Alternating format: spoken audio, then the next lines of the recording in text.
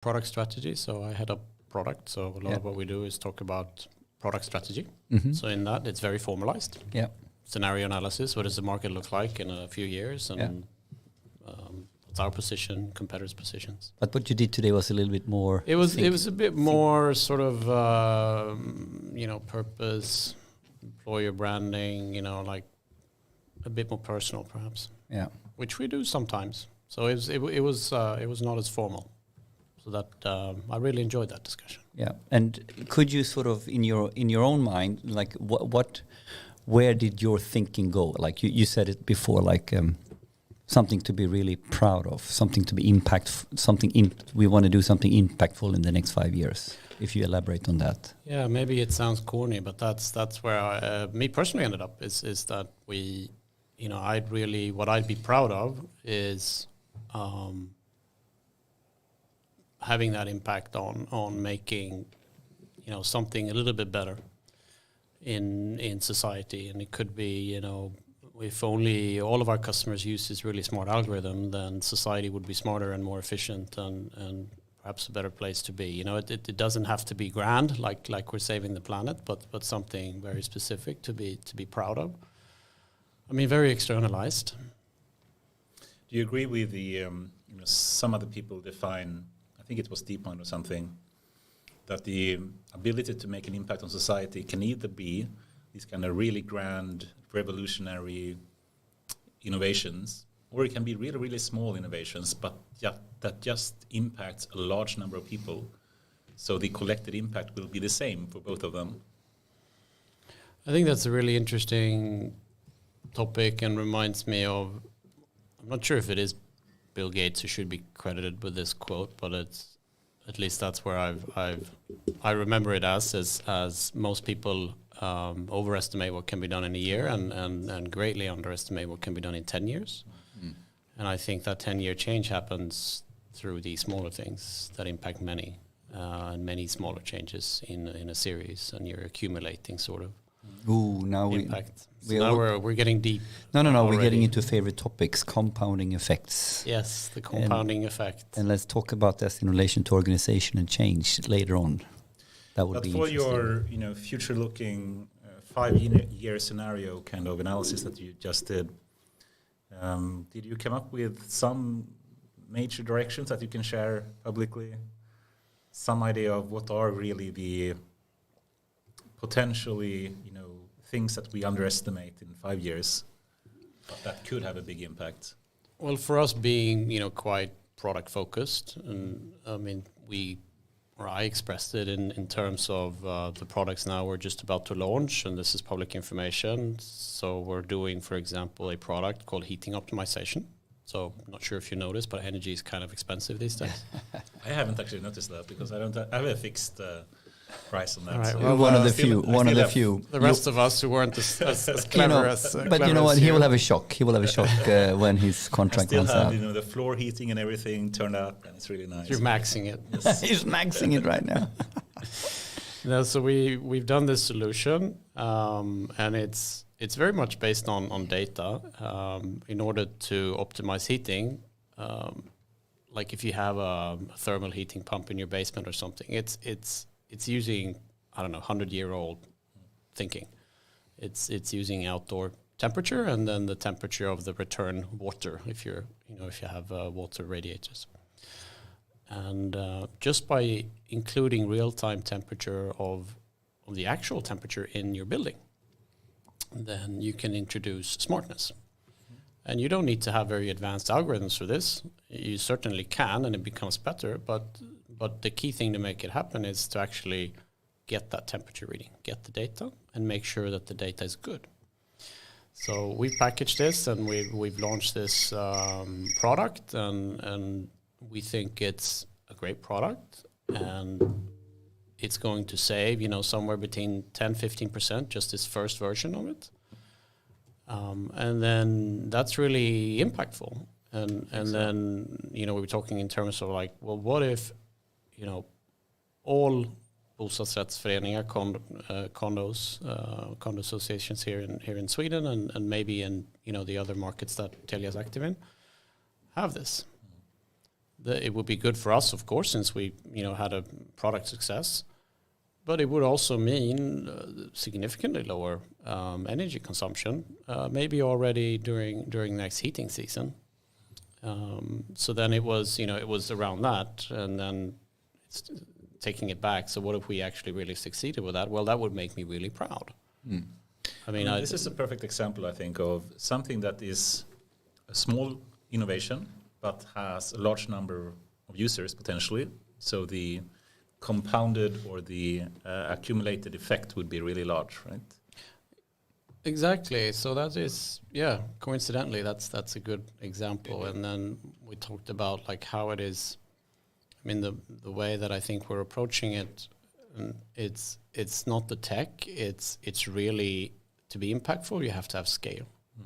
So if you only do this for one building, that building owner is going to be super happy, but we haven't really reached impact. No. So then suddenly it's about process. It's about being able to roll this out to thousands of customers, handling the invoicing, the support, the stock for the devices that you need to get out, making sure the algorithm doesn't drift away and suddenly diminishing your benefits. So it's both the sort of analytical side, but it's equally hard the other parts, and that's what we need to be really, really good at. And we have lots of really great people in Division X who are also fantastic at building great scalable process.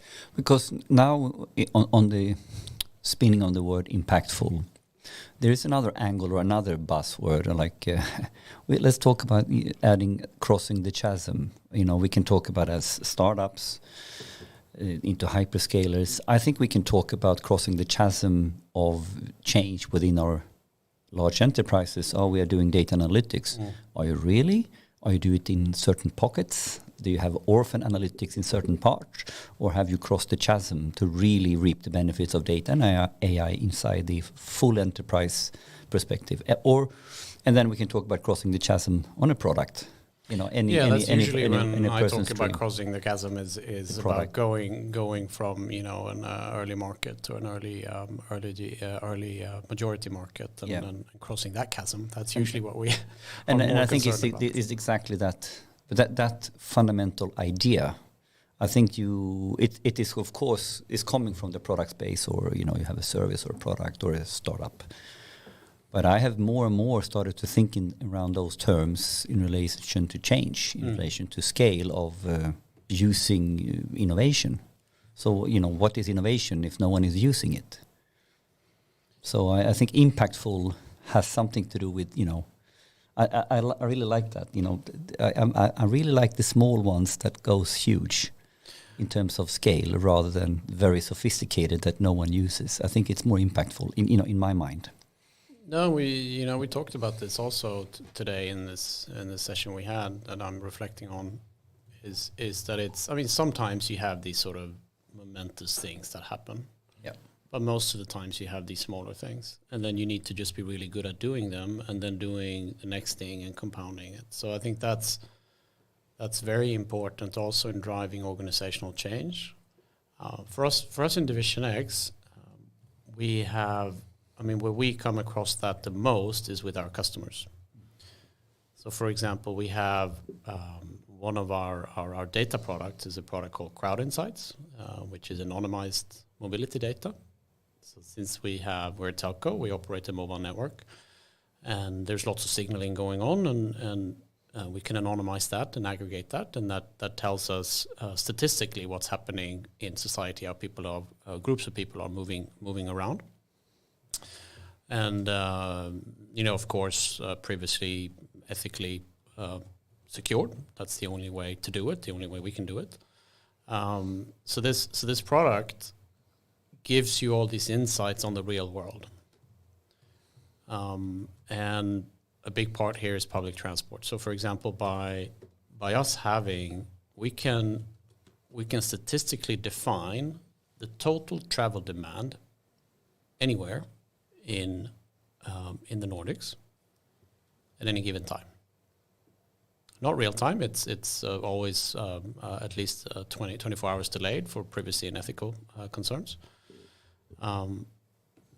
But that data should be or is a gold mine if you're, let's say you're a region and you want to get the most bang for the buck to plan public transportation. Awesome.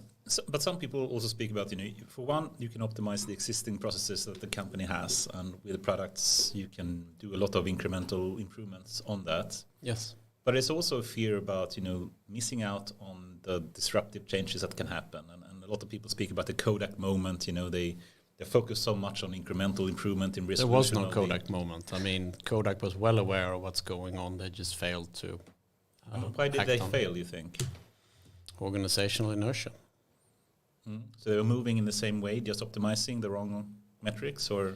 Well, obviously they failed. I mean, that's the hindsight of it. But as far as I know, I'm quite interested in this. When we say the Kodak moment, I mean, at least what I've been reading is that it wasn't like a oh shit moment. That it was. They were very well aware of what's happening, but just weren't able to manage it, I guess.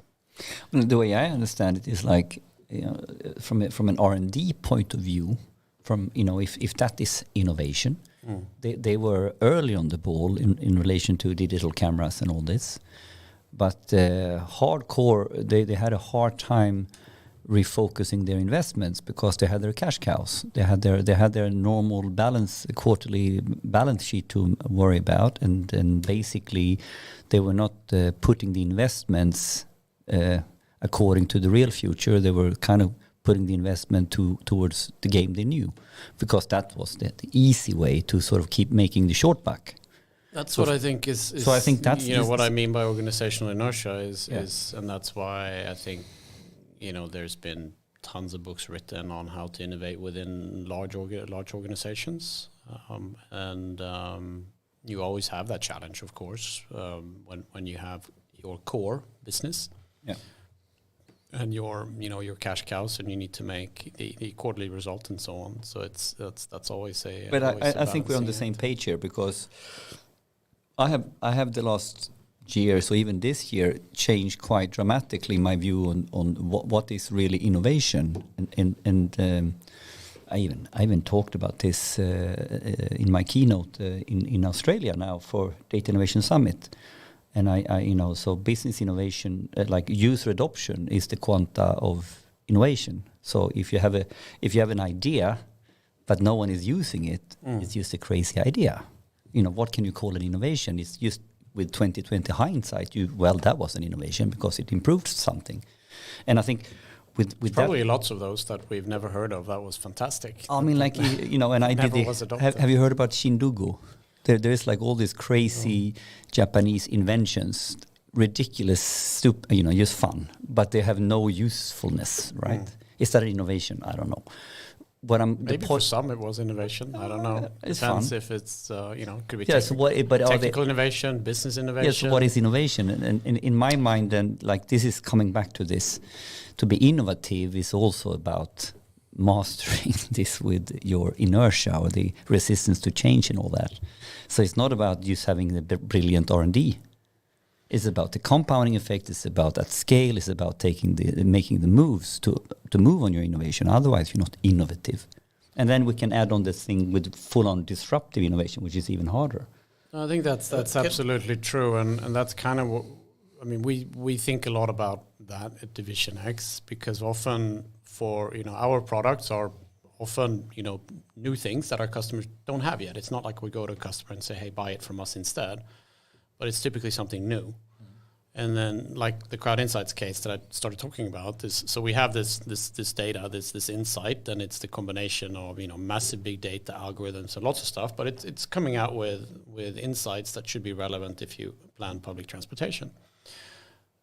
But there is an existing process how to do that, and that's the way it's been done for a long time. And there's decision processes around it. That's how the budget is allocated, and sometimes.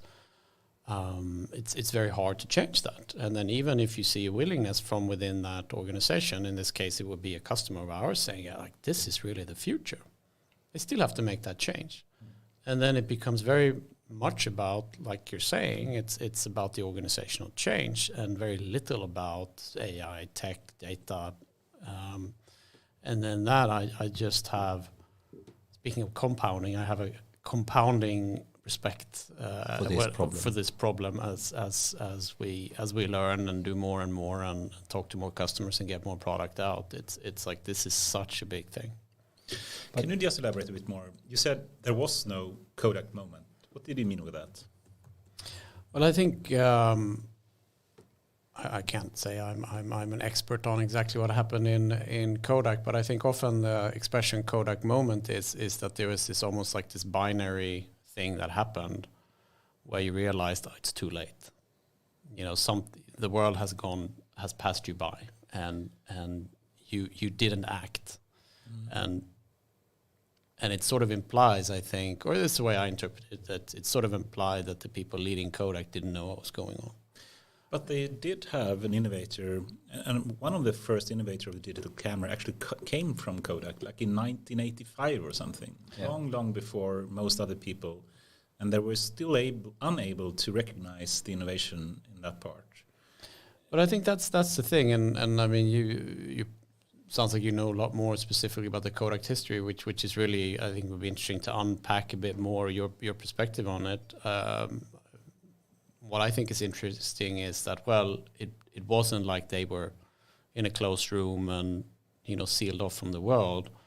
And they came out with digital cameras, and like you're saying, I mean, apparently this was this guy, and probably they done lots of good research relevant also with analog cameras that's relevant for digital cameras, but somehow they just failed to pivot. And they did, because otherwise they would be failed with the organizational change, right? Yes. And for me, the Kodak moment doesn't imply that you don't know. The Kodak moment implies fail to act, fails to change. So the Kodak moment is that, in a sense, as I understand it as well, knowledge-wise and even R&D-wise, Kodak was pegged up to get this done. But they failed to change. They failed to pivot, as you said. Yeah. And for me, when I see Blockbuster as another blockbuster moment, of course they saw what was going on, but they failed to pivot. They were too in love with their old business model. So once again, I mean, like it was very up in the open. You know, you could see how Netflix was eating in, but they didn't act. So the blockbuster moment is not about, we didn't see it. Can I ask a question to you, Henrik, perhaps, and to you as well, Kristofer? But does innovation happen in the mainstream users or in the outlier users? Well, then you first have to define what innovation is. Whatever definition you have. So whatever thing that actually make a significant change in revenue, in the way you act, or simply something that change from how the product works today. Well, my view is that it isn't really an innovation if it doesn't cross the chasm in terms of going from some sort of early market to an early majority. Probably start. I mean, when we bring new, I can just reflect on our own experience. I mean, I'm not an expert on the subject, but it often starts with the early adopters. I mean, you have people who are excited about new tech, new ideas, not necessarily because of the role they have, but because it's who they are. It's a passion of theirs, and then you very quickly see whether it scales or not. And then if it doesn't scale and you can't really cross the chasm, well, is it an innovation? I don't think so, because it's not. No one is benefiting from it to the scale that you want to. And then it's like the tree in the forest that falls and no one hears it. I mean, what I'm trying to get at is a bit that you can do a lot of incremental improvement, of course, for mainstream users, but I think far too many companies are too afraid to focus on outliers. And if you just focus on mainstream, then you will continue to have the Kodak type of moments, if you call that the Kodak moment. And just to speak a bit about Spotify days when I were there as well, we had a problem where we had so many innovation coming from all the employees that we had. We had special hack weeks and it was thousands of them, and very, very few ever made it to production. And that was very frustrating. But I think still, like Daniel Ek said time and time again, if we don't have an atmosphere and culture where we allow failing fast type of ideas, we will never find the big innovations. So then you need to innovate, you need to focus on outliers, I would say. And then if you have a culture where it's allowed to do innovation that do fail, you will be able to find the 1 out of the 10, the 1 out of the hundreds that is the big change. But then you need to really have that type of culture. Do you see what I mean? No, I think that's a very accurate description. And again, I can speak how we do in Division X in Telia. We certainly have that and try to encourage that culture to find the next thing.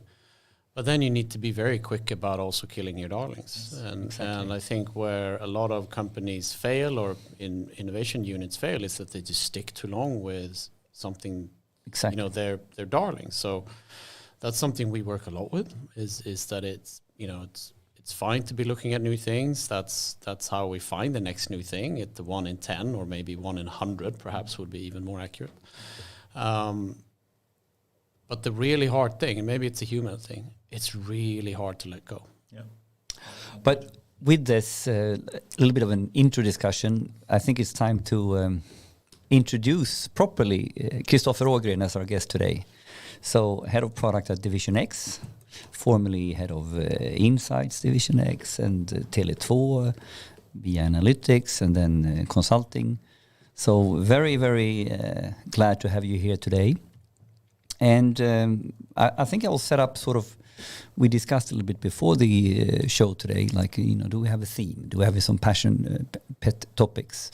And Kristofer came up with, we really need to talk about data and how important data is in relation to anything we do, innovation and stuff like that. And then we need to talk about organizational change and then, product, monetization and go-to-market. And I thought, okay, can we make it some sort of umbrella case or umbrella We already theme? did that, so and we're then done now. this is value, right? And because even this starting point today, what we talked about, coming out of your management meeting where we sort of the 5-year head topic, I think it's about being impactful.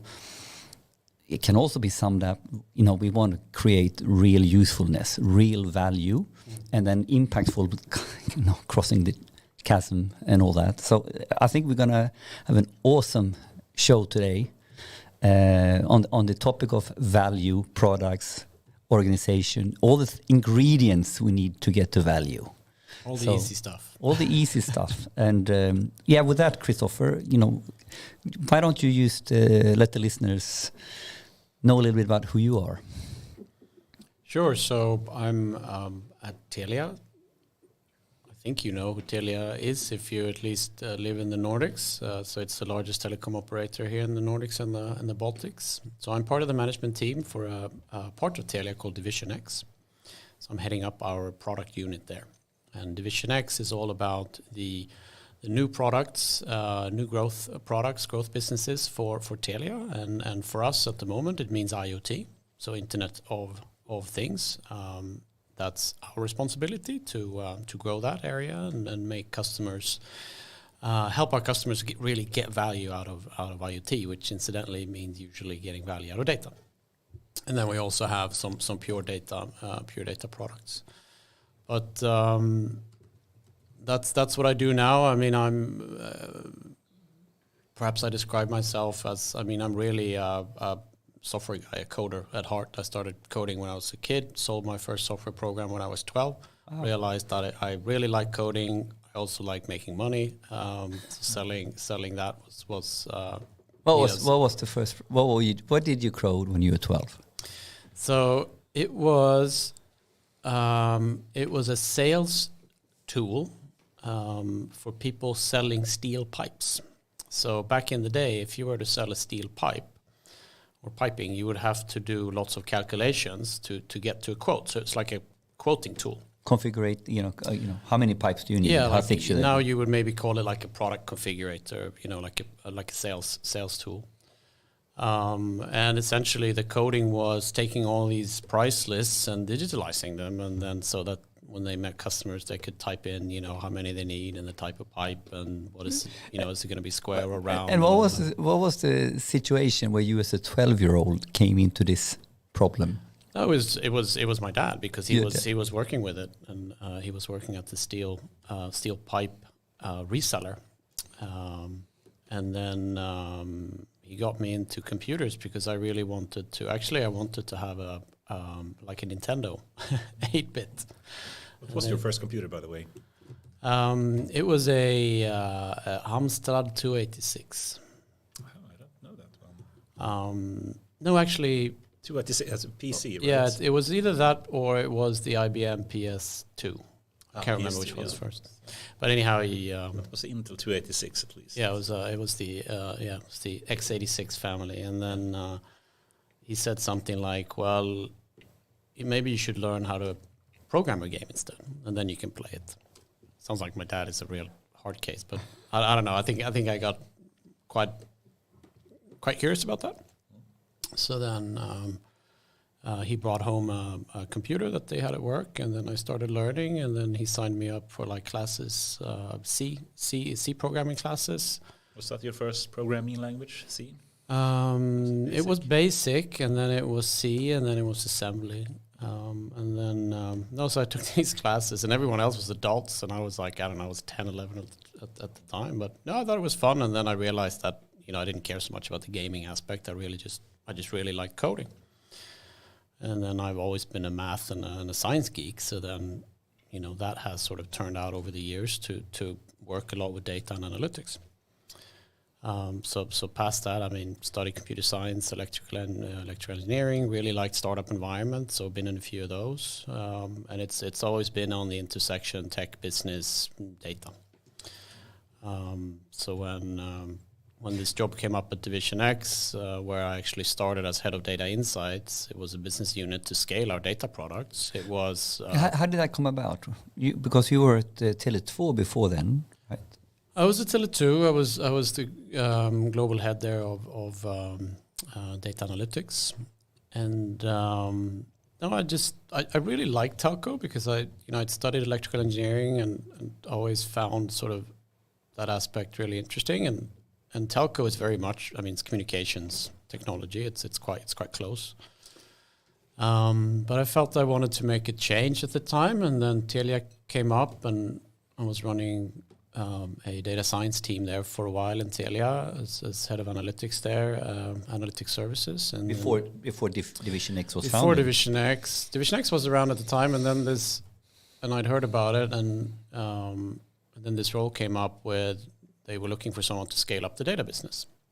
So it was tech, it was scaling up, it was, data, AI, business. It was just like, I'm trying to remember which year it was, because I was working at Vattenfall at the time. Oh yeah, and I know Brendan a little bit since old times, so I think he was in Carrier and got the job for Division Division X. X. So Brendan is still my boss. So he's the head of Division X, and he was formerly the head of because Telia. I remember that they were sort of shaping it from scratch. And so when was that? I can't remember. Like 2005, 6, 17. When Division X was formed? Yes. Oh, I should know this. It's got to be around 17, something like that. Something like that, right? And it started as a collection of several innovation things, and also Telia's venture arm. Mm-hmm. And now it's over the years it's become more and more focused. So now we're very much focused on scaling. So scaling up IoT so and to data. Position Telia Division X properly, what is it in relation to the whole of Telia? The growth business, the innovative business, real products, or how would you? What is the sort of more formal? So it's essentially the IoT and data insights products and business of Telia, and then that domain IoT and data is kind of fast moving. So it's a market that grows quite quickly. So by then definition, we focus on the high growth areas. And what do you define as high growth areas? High growth areas, well, it is it's data, isn't it? Of course. Generative AI? No, it's a digitalization. It's connecting, getting everything connected. Yeah.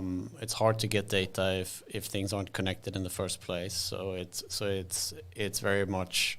I mean, we're very much a part of the digitalization vehicle of the Nordics, enabling connecting everything, and in our case it's the things. So the sensors, could be cameras, could be temperature readings, could be where something is, could be if a door is open, if there's water leakage or not. So and it's getting that sort of data where it needs to be, so things can be smarter and more efficient for our customers. And do you have any sort of clear verticals like energy, housing, buildings, heating, or what's your main verticals? Or so we have both. This? So we have both horizontal products. So if we sell IoT connectivity, so for example, if you have, let's say, you come up with this great idea where you want to measure something, but you need to bury it in the ground. Well, then we have narrowband IoT for you, which is highly energy efficient, but it doesn't have very high bandwidth. But it has really great coverage. So we have lots of these sort of IoT technologies, and the use case doesn't matter. Yes, you can use that in any vertical. So that's the horizontal. We have an IoT platform. So usually when you connect something, you want to get the data out of it, and then you want to visualize it and maybe send it somewhere else. So then that's also horizontal. So we have the IoT platform. And also devices. We also resell a number of devices that we insure. So different types of sensors, so different things, even sensors and edge intelligence, I would assume.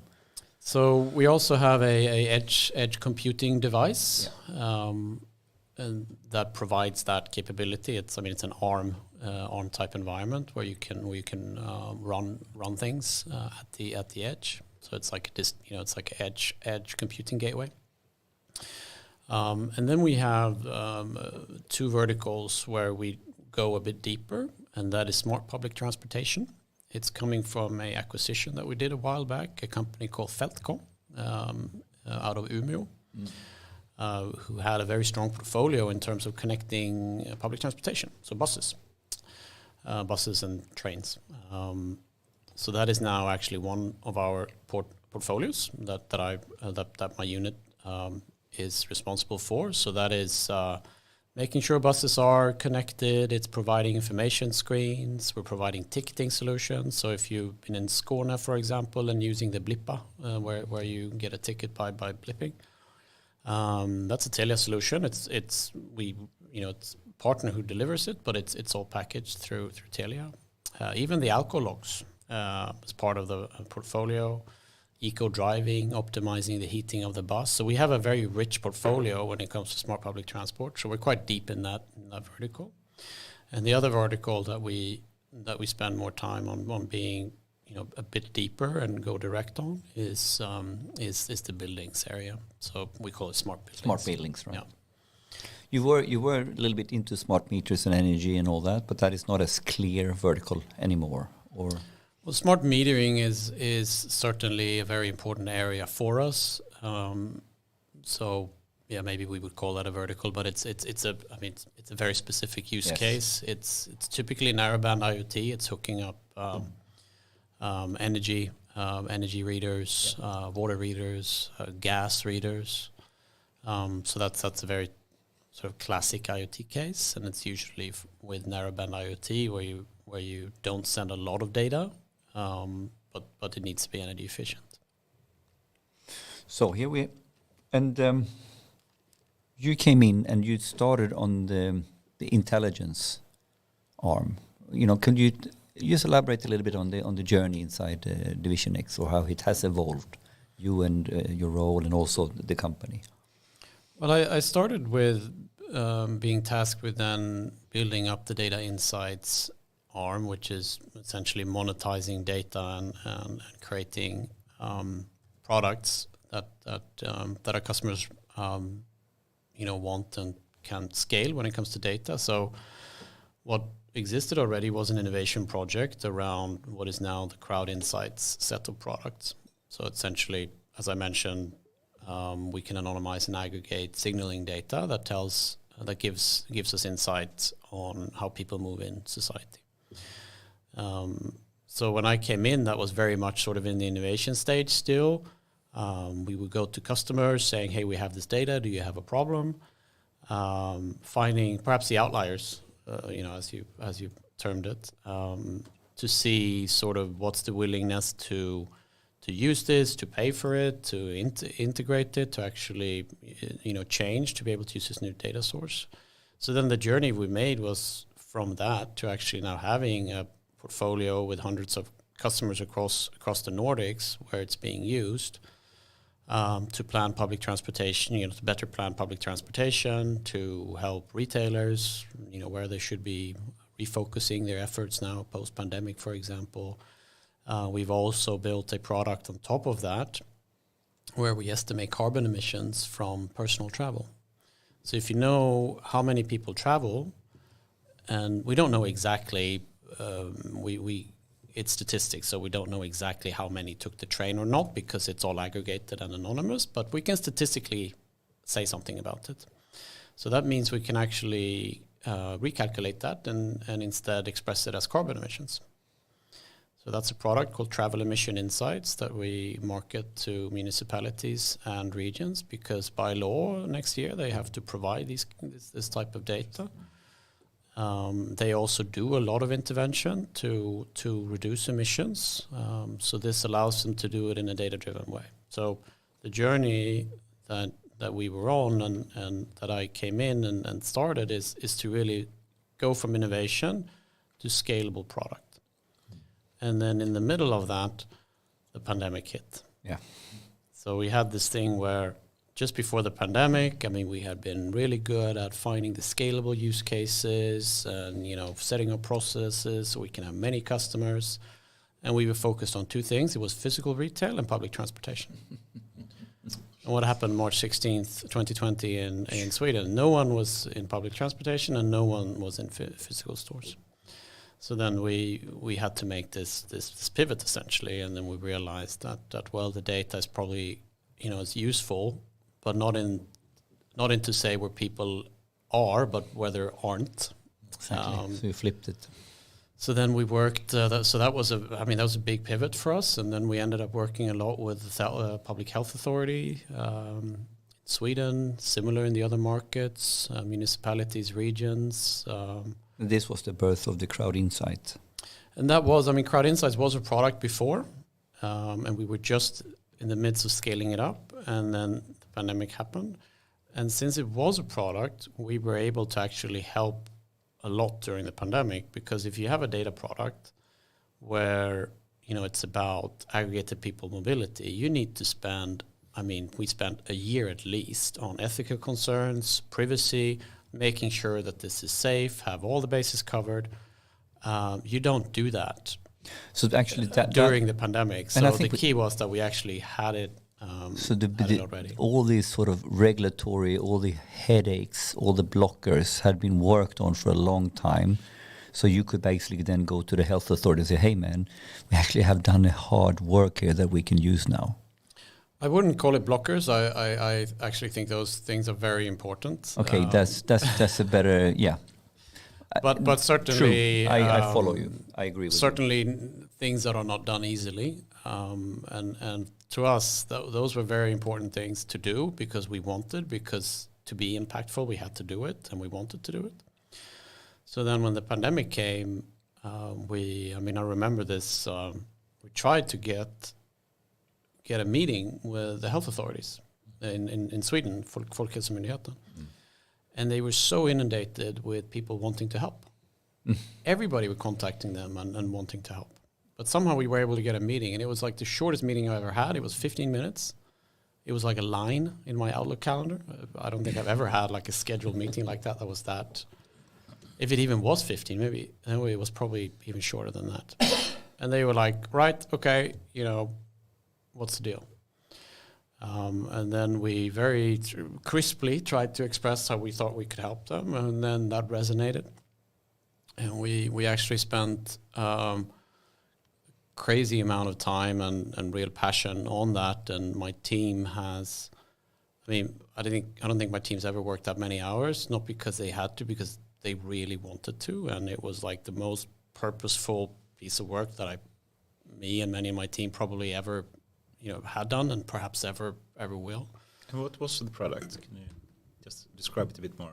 So it's the crowd, excuse me, it's a crowd insights product. So it's aggregated information on people mobility. So it's billions of data points, actually billions of data points, time series, each day that is anonymized and aggregated. That gives you statistical representative information.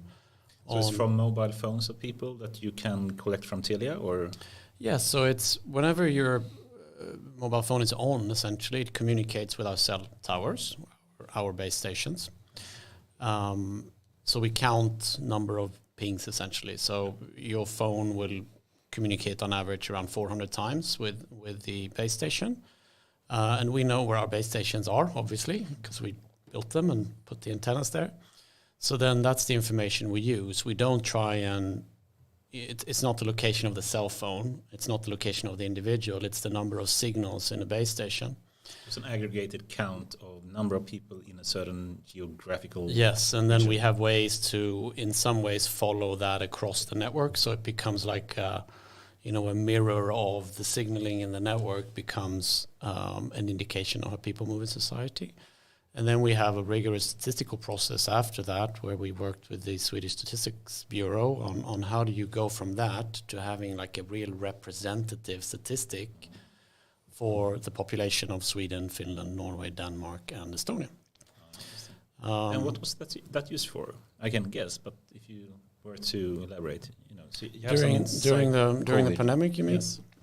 So it was used in in different ways by the different agencies. So in Sweden, for example, Folkhälsomyndigheten used it to see how people were adhering to the recommendations. And also to have a fact-driven discussion around it. I mean, I don't know if you remember, but during that time in Sweden, there were these posters, like ridiculous things, where someone had seen that there were a lot of people at Medborgarplatsen. And, I mean, that was first-page news. That's a subjective data. I mean, it's not even a data point. It's like an opinion. It's very anecdotal kind of evidence. It's very anecdotal. And then we were able to sort of help, I think, to bring a much more data-driven discourse in public. And, I mean, Anders Tegnell even said this in one of the press conferences when one of the journalists confronted with him. It's like, there's a lot of people at that restaurant or whatever. And then he said, well, it's important to have objective data, and that's why we're working with Telia. Oh, really? No. And I thought, I mean, that was such a proud moment for all of us, because we had worked so hard to go from, I mean, that whole pipeline going from data signaling in the network that isn't there to provide population statistics on movement. Can you just, for technical people like myself and people that may be listening that would like to hear, how do you build a crowd insight tech stack that can allow you to work with billions of data points in an efficient way? And I guess it should be more or less real time as well. Can you share anything, unless it's too secret, but it's something about, how do you build the tech stack, some kind of data platform where you can aggregate information on this scale? Oh, that's a great question. And as you probably gathered, I'm quite a technical inclined person myself. So it's actually very complicated, and it's a lot of different stacks involved. So one part is where the signaling happens, and that is in our network, and that's just the telco stack. And then it's the uninterrupted anonymization and aggregation process that happens, and that is done on-prem, and because that data has to be on-prem for regulatory reasons and security reasons. And I guess it comes from the the cell network that you do have to begin with, and from that you collect it centrally on-premise. So this data, we're not collecting data specifically for crowd insights. That's very important. So we anonymize and aggregate data that we have already in order to be able to run a mobile network. You need to process signaling. Yeah. And then this stack, this long pipeline, eventually then in an aggregated and the anonymized form ends up in Google BigQuery, where we then do the derived insights from it, and that's where our analysts are working on transforming those types of insights into things that BigQuery is solve not use on-premise, cases. so you had some kind of way to move it, I guess, from on-premise to Google Cloud. Yeah, so most of the processing is done on-premise, and then once it's aggregated and anonymized, it's more about the packaging, and then we do that in the BigQuery environment. So this is, it starts as a massive data set, and then it gets smaller and smaller as you aggregate and so on. So that's you had some kind of.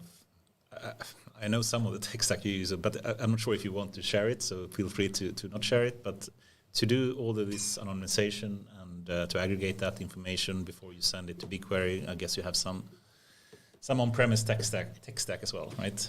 We have indeed, and it wouldn't be my place to talk about it actually. Okay. So good. But let's not go there then. I think you could probably guess. I mean, it's some I know people. Modern big data stuff. Yes. That's another T-shirt. Modern big data stuff. Imagine that you have very large streaming data sets that need to be anonymized, aggregated, uninterrupted, highly secure. Yeah. And awesome. Yes. So that moved into Crowd Insights. Has that evolved since the pandemic days? I guess you still have the Crowd Insights product, right? Yeah. So it's very much alive and growing. So after the pandemic, we'd done this work with the health authorities, and there's many more users during the pandemic. We worked on one really, really interesting research project we did was together with Sahlgrenska and Ericsson and Chalmers, where we took the Crowd Insights data and there was applied also other data sets. It was essentially to predict the number of admitted COVID patients. So Sahlgrenska Hospital actually used it to plan their capacity, like the number of beds that they should have in the next, I think it was 7 or 14 days period. So that was also, talking again about impactful. So that was a really, really, really interesting project, and that was very much around deep learning. It was using our data as the core, but then was of course also using data, number of reported cases, and some other COVID-related data sources. And then that was actually published in, we co-wrote the paper on it, got published in Nature Scientific Reports. And also the cooperation we did with the Public Health Authority, we also actually wrote a paper on it because we didn't, we wanted to talk about it. And so that was published in the Cambridge Data and Policy paper. If someone wants to search for it? That's a really good question. I should know since I'm one of the authors. It was something like COVID-19 mobility data from the operator and agency perspective, something like that. Let's see if I can. But I think this was really smart that you made a huge effort to public scientifically, because I even remember, I think you were even in TV4 TV-soffan at some point. I was also on the news, yes, which was a new experience for me, yes. Because I can imagine there are two things. First of all, this is so important in the situation where this is at.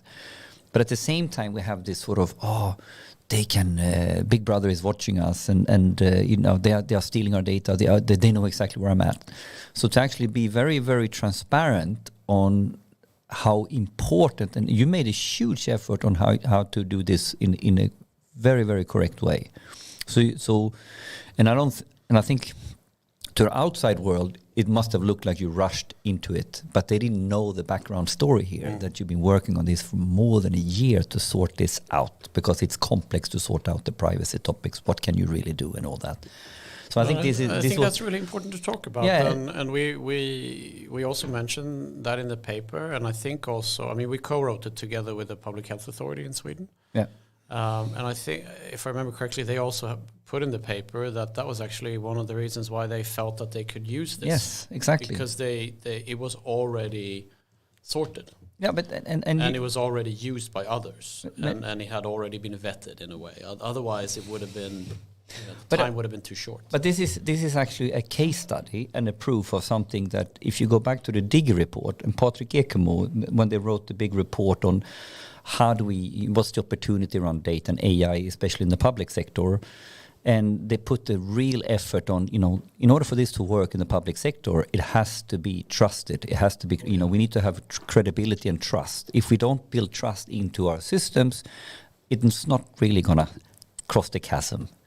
So that was such a huge part of that whole big report to highlight that. And I think this is actually now in real life, a real case study showing that I think that is part of why it worked and why we also, everybody was happy to, there was no real, was it a lot of pushback on it? Did you get, because people didn't know, right? So did you have pushback in the beginning or, from the public or press or whatever? It was overwhelmingly positive, and I'm really grateful for Telia that actually dared to do this and actually go out publicly. We worked with the Public Health Authority, but we were also responding to media.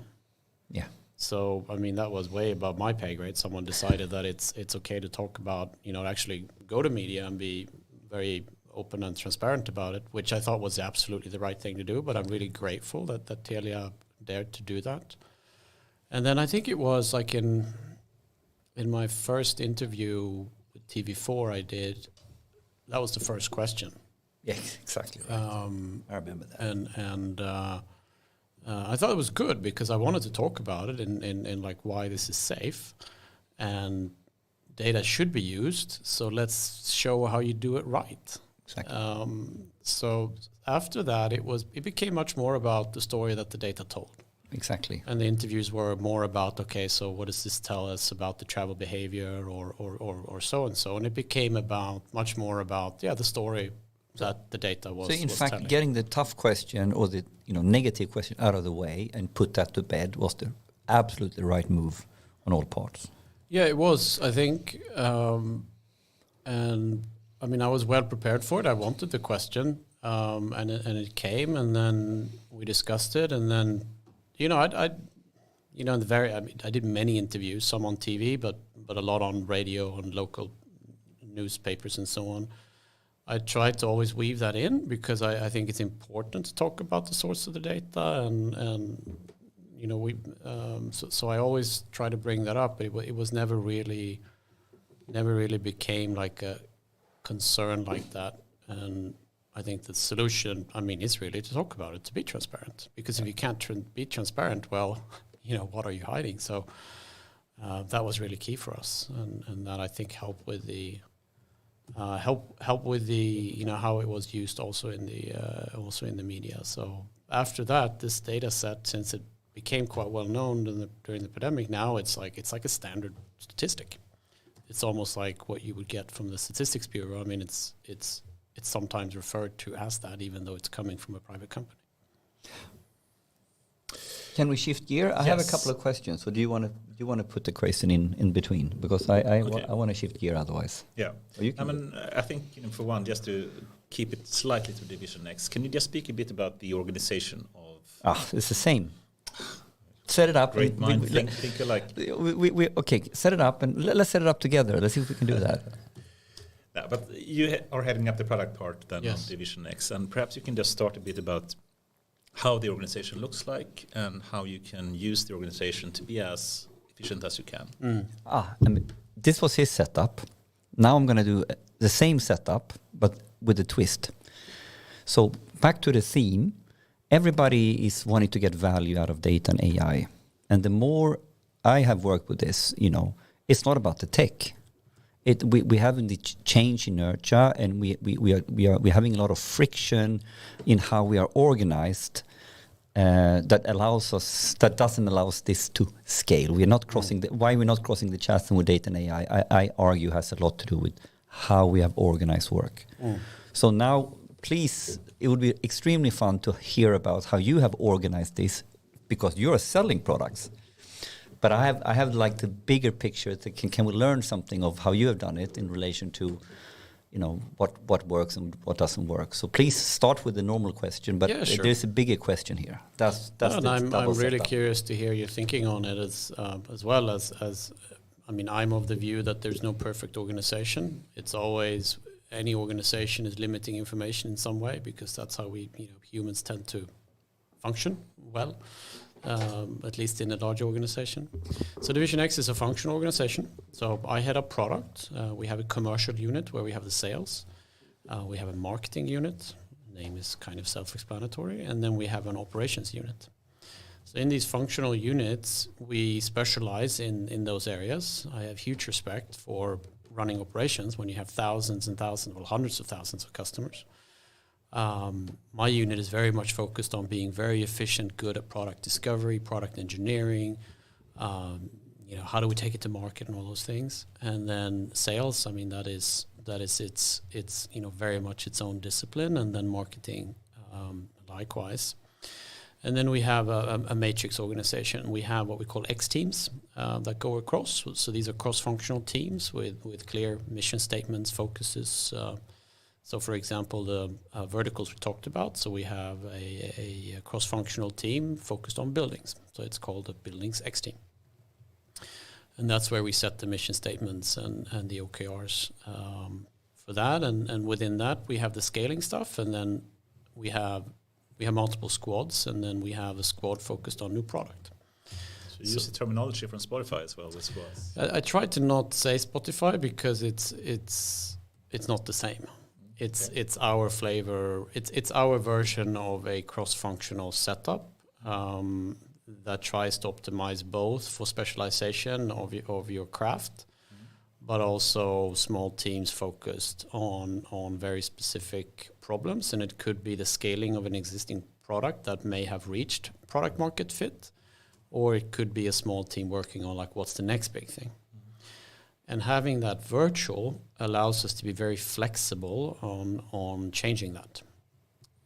Speaking of killing darlings and being able to move fast, that's very hard with a line organization. So then the functional organization or the virtual organization really helps with that, and it's easier to sort of iterate using that setup. So this is the setup of Division X, and then we also have guilds. I know that's also a term used in Spotify. Perhaps that one is the one that is the most alike, which is for us it's huddled around a competence area. But just elaborate a bit more. What's the difference between the line and the virtual organization? So the line organization is functional. So then you will have, for example, in my unit, I have an engineering team. I have a technical product management team, commercial product management team, product architecture, customized product delivery, and product strategy, new product. So it's like all these disciplines that are really, within those we have, people that are the best at that. And regardless if it's let's say, buildings or public transport or crowd insights, how you do product management, how you think about the craft to reach product market fit is very similar. I don't want to have silos where we think about product discovery one way and crowd insights and another in buildings. So that's very important to have that in the line. And so the line is basically then grouped on the competences that you yes, have. Correct. And that also alleviates a bit the need for competence guilds, but sometimes like we have, you might have a concept like security that everybody has to think about, and then that's a typical guild thing. And then the virtual organization is focused a bit, outside in. It's like buildings. It's like, what do we want to do in buildings? Well, we need to digitalize, make buildings smarter, save energy for our customers, and so on. Is that the product focus then? Product, or market focus. So it's around our products. Around our customer problems that we're trying to solve, our value props, and then we set mission statements around that. And then if you are in if you're working with buildings, and you both have a line that really hones your skill in that competence area, but you're super passionate about buildings. So basically, the virtual teams. Do you call it teams or squads or what's? We call them X teams. And X teams Yes. are the virtual ones then? Yes.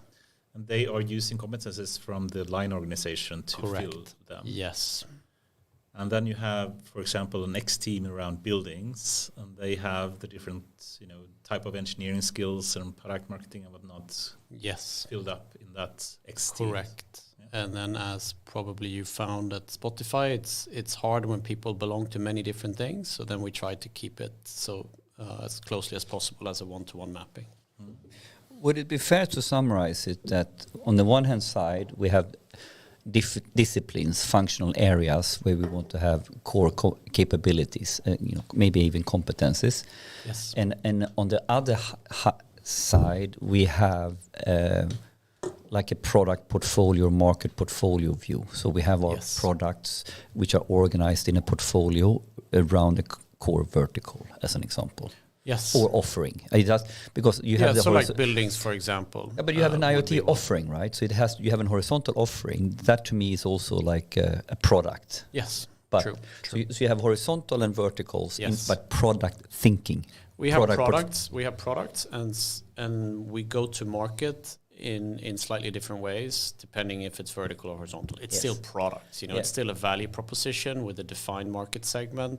But I was trying to distill out what is the organizing quanta here. So we have disciplines or competencies is one quanta, Yes. and then we have product portfolio is one quanta, and product portfolio as a quanta has a vertical view go to market or has a horizontal view go to market. Correct, and that's all virtual teams. Yeah. So basically now, for anyone who's trying to think Like about, I really want a slide right now to show this visually Yeah, because it's no. quite helpful. But I mean, think about it as it's a horizontal and a vertical aspect. yeah, because I think the core topic when we organize stuff is like, what is the ideology or what's the purpose and objective we are trying to achieve with our organization? So with this matrix, Yes. what are the things you're balancing or trying to achieve?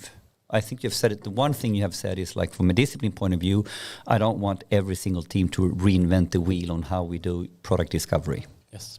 This is one objective. What else do you have as objectives? If you don't start thinking about the matrix here, why did you do it like that?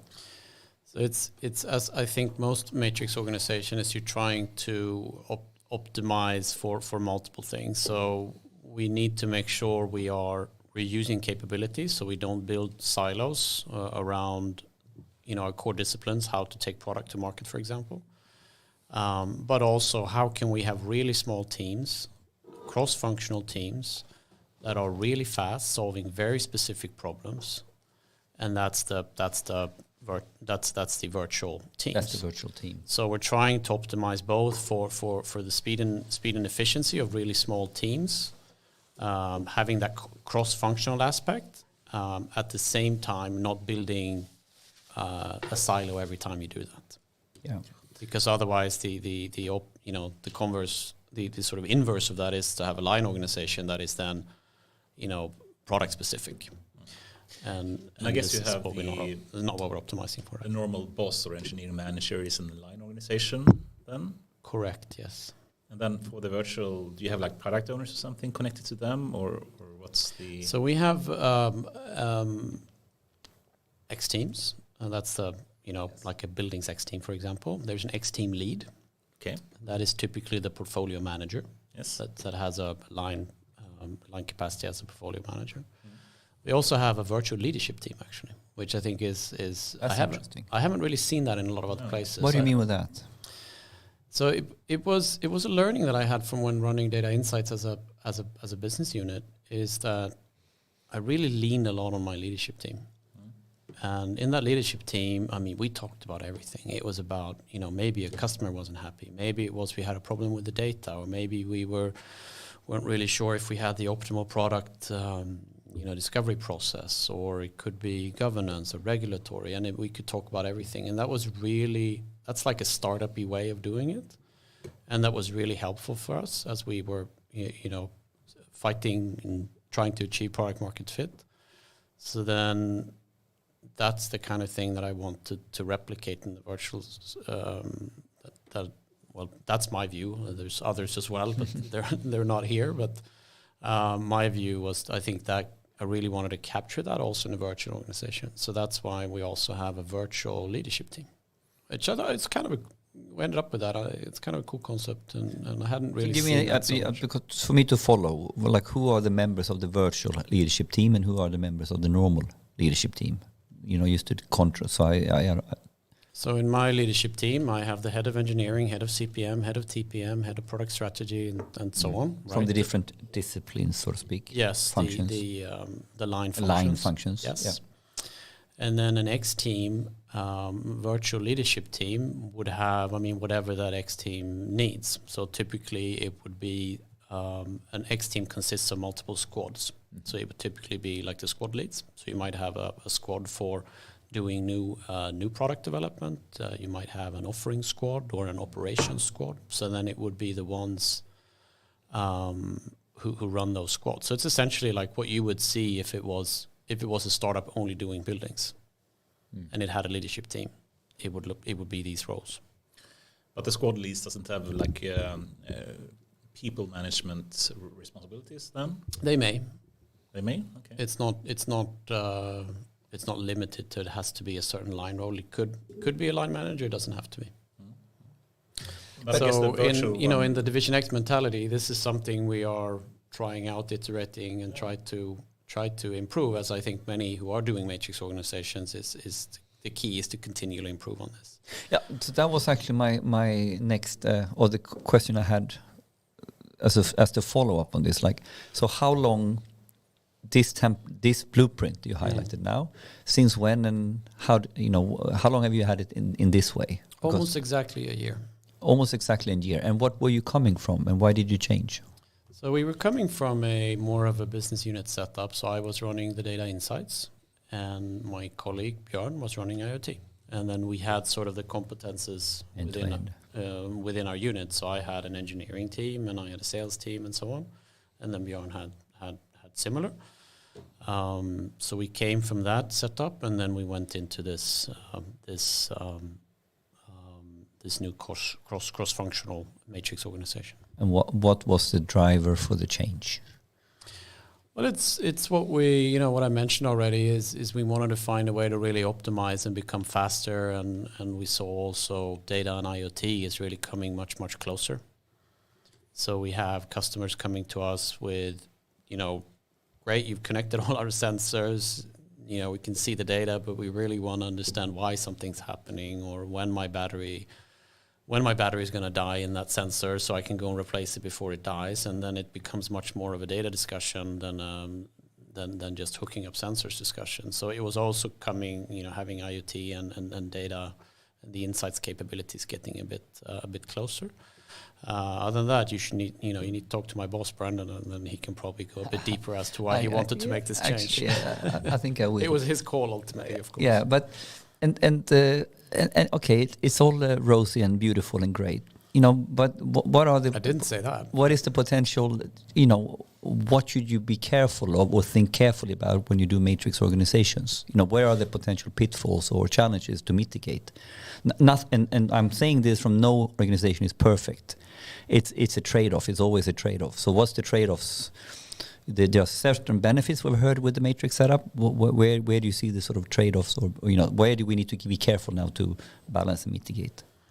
Well, where we're now spending a lot of time and how can we improve and clarify is very much on the interfaces between the line and these cross-functional virtual teams. How do you make it clear and don't create more confusion? Because that's, as we did this process, we listened to a lot of outside stimuli. Like from, for example, also people from Spotify. And others who have tried to do something like this, and some of the common things is it's just too many constructs. People are getting too many goals. Suddenly you have 2 or 3 managers in quotation mark instead of one, and people it doesn't work really well if you get torn in terms of belonging and multiple targets that are contradicting perhaps. So this is an area where we take a lot of care and also continually improve upon. So I think that's the biggest thing. It's how do you make this actually simpler for everybody working, and not the other way around. So it's all about simplifying, I think.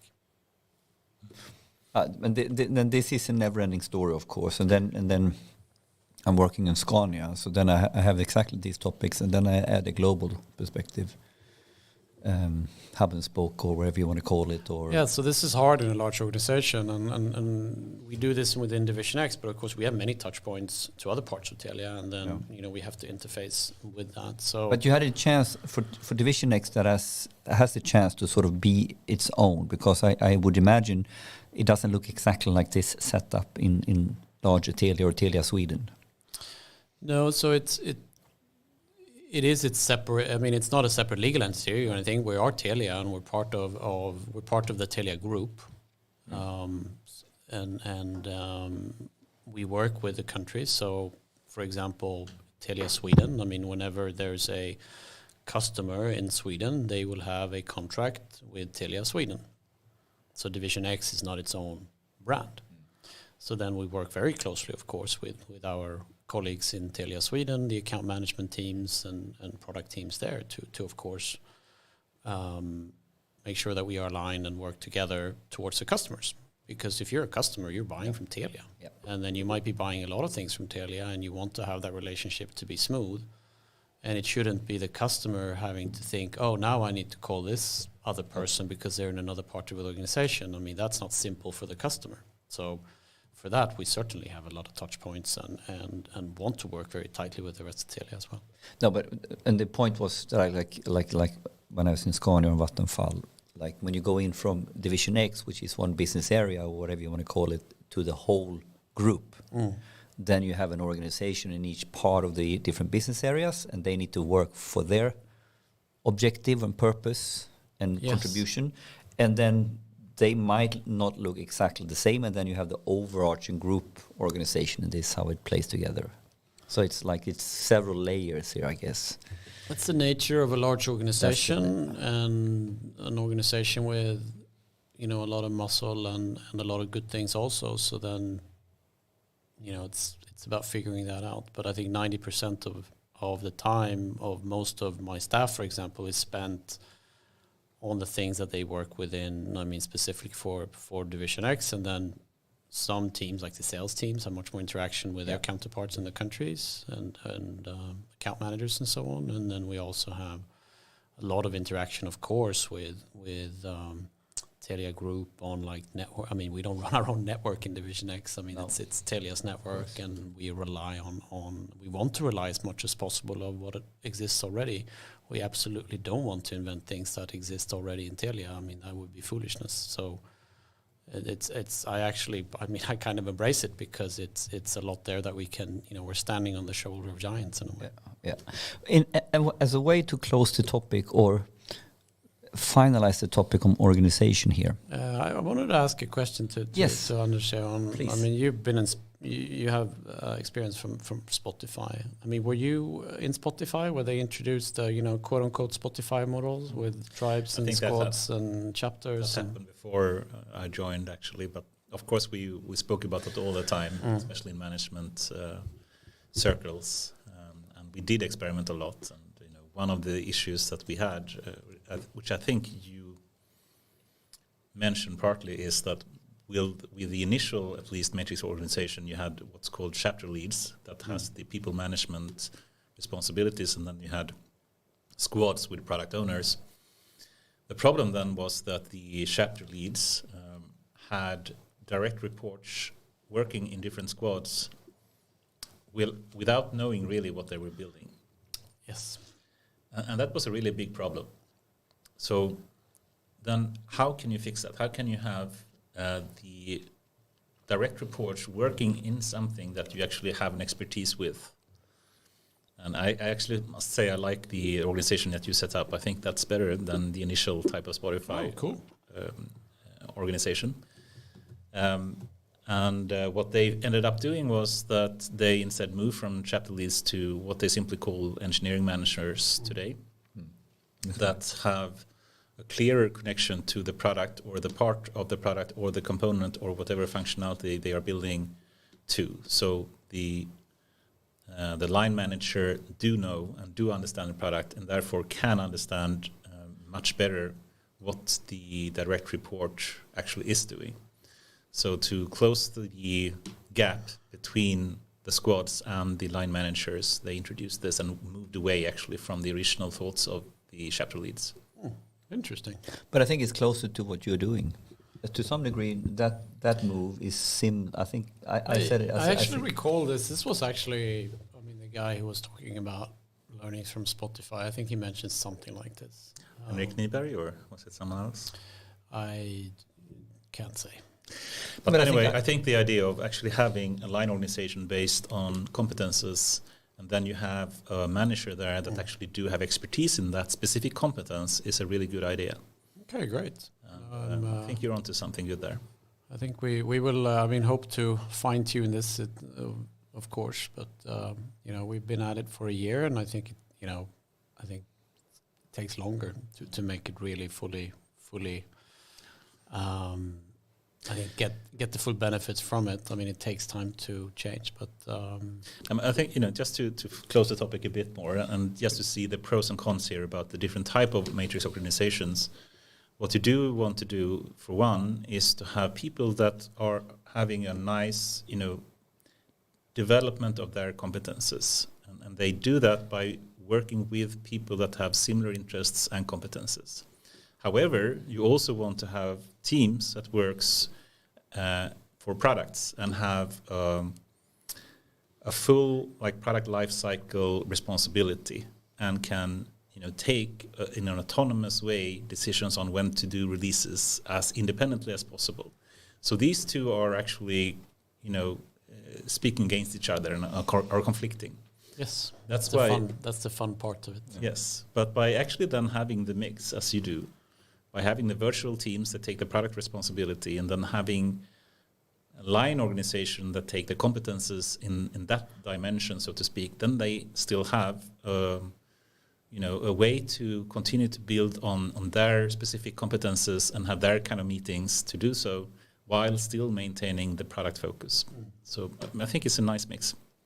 But good. We're going to continue to evolve it, but let's now zoom into value creation with data and AI based on how much organization plays out. And let me be a little bit cheeky or put my chin out and say, what you are describing now, I think is brilliant, and I think a lot of what is under the hood here that I want to lift up to the listener now. Because if you haven't experienced this, you don't really understand what you guys are talking about. You have a detailed understanding around product thinking. Your both organizations, Spotify and now Telia Division X, has a fundamental culture and mindset on we have product thinking at the core. Now, if I go to most of the companies that has a 100-year-old legacy that looks in a slightly different way if they're in manufacturing. I can go back to Vattenfall, I can go to Scania. We don't use words like that. We use words like process. We use words like value chain.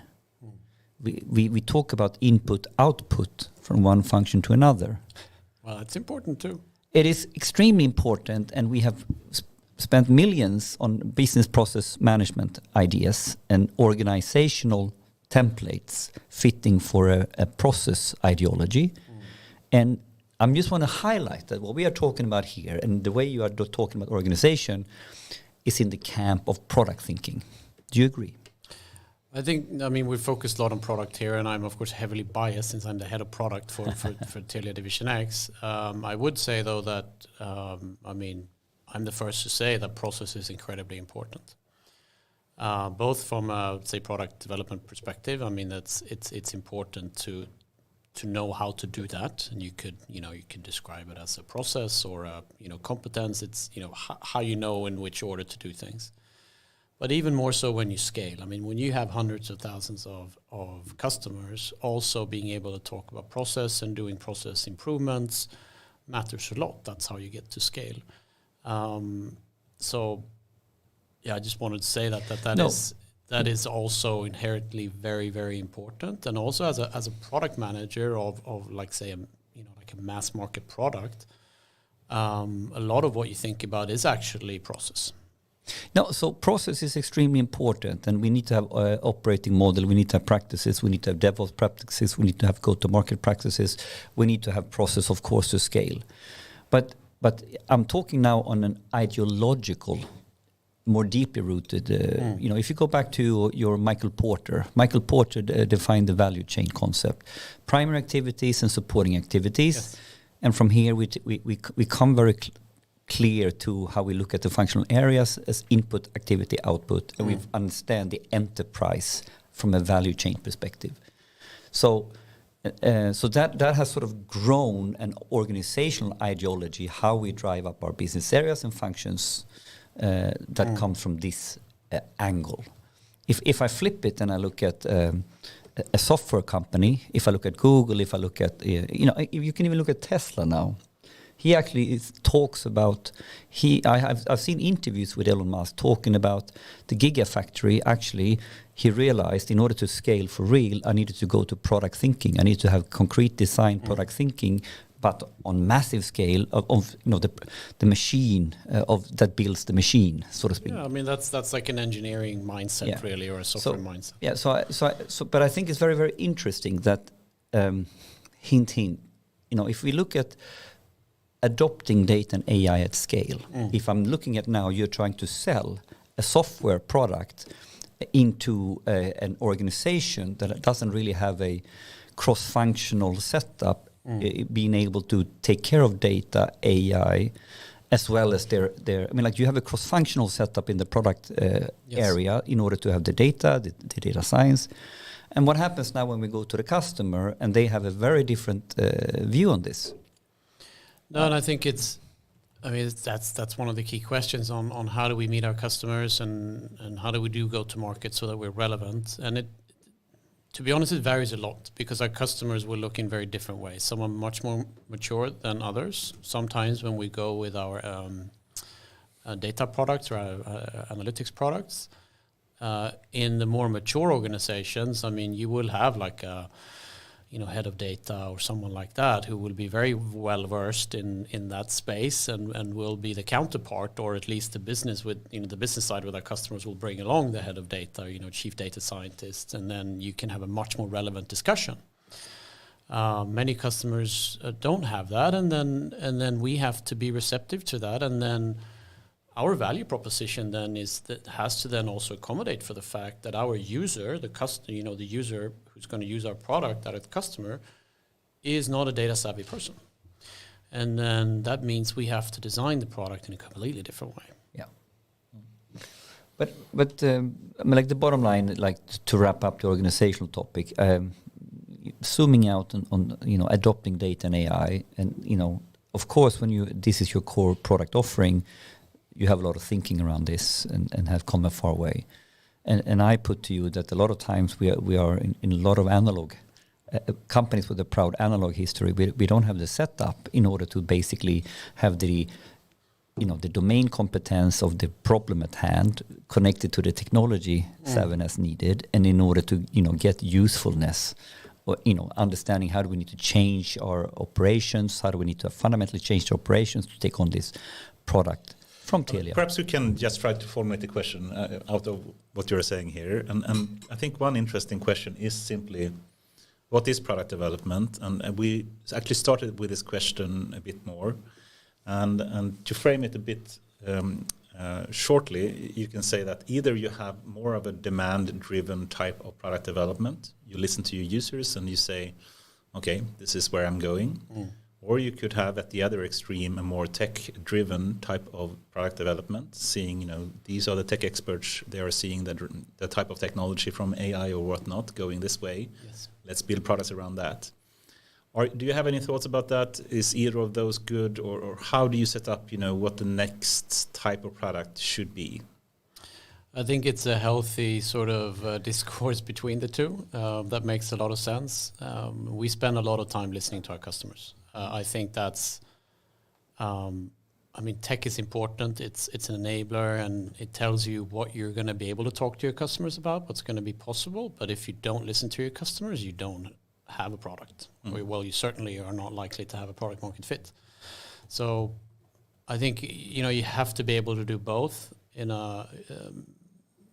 have to seamlessly sort of traverse between the two areas. And I can just give one example on which I think is very relevant to analytics products, because it's, even if you listen to a customer, it's going to be very hard to solve if you don't have the data. Or, you know, it's probably a better idea to start talking about something where you know the data exists and is easily accessible. So one example is, for example, is as I mentioned before, a very concrete use case. A lot of IoT devices are battery powered. Battery powered, yes. And it turns out it's actually very hard to estimate how much battery life is left. It's not like on your phone where you have a graph. There's a Coulomb counter in the device that actually quite accurately calculates how much charge is left in the battery. You don't have that in these battery powered devices because, well, they consume energy, these kind of Coulomb counters. So then it's actually quite a hard problem to solve. And then turns out that in a narrowband or an IoT battery powered device, usually the thing that draw the most energy, draw the battery, is the radio. It's communicating with the mobile network. Right. Who has data on radio characteristics between the device, the terminal, and the mobile network? Well, we do as a telco. It's also our data because it's about the network performance. So then in that case, well, probably there's a product here where we can actually help our customers predict when they should be thinking about changing batteries instead of waiting for them to die. So that's a tech-driven kind of development.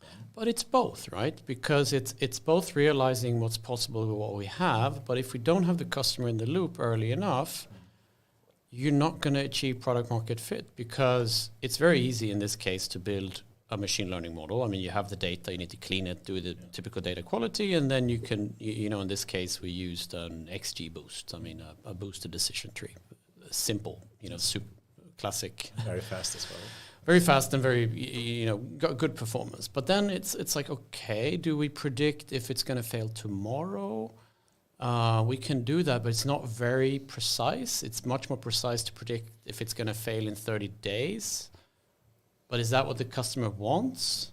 Or do they want it even 3 months in advance? Or do they want it in a dashboard that they have to log in? Or should they just go an SMS text message to whoever's going to go replace the batteries? And when does that person work? So it's like suddenly you get very much into the value prop design of it.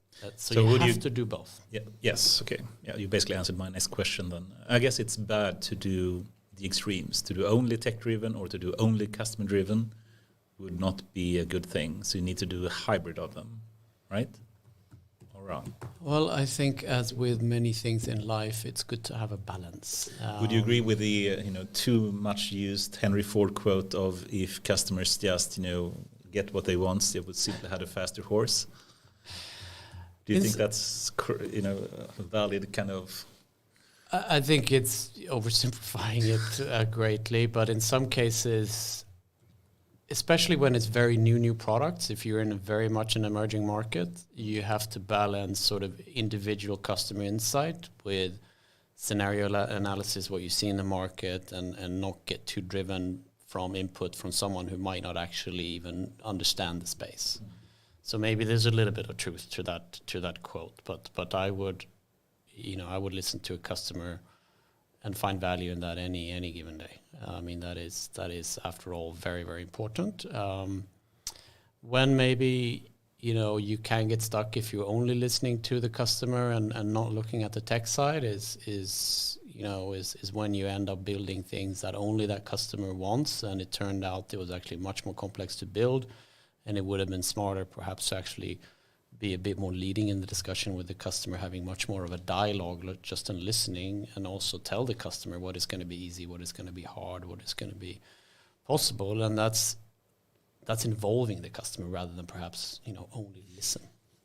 I think the key word here is actually involving, and I think that goes both ways, because I think there is a clear dilemma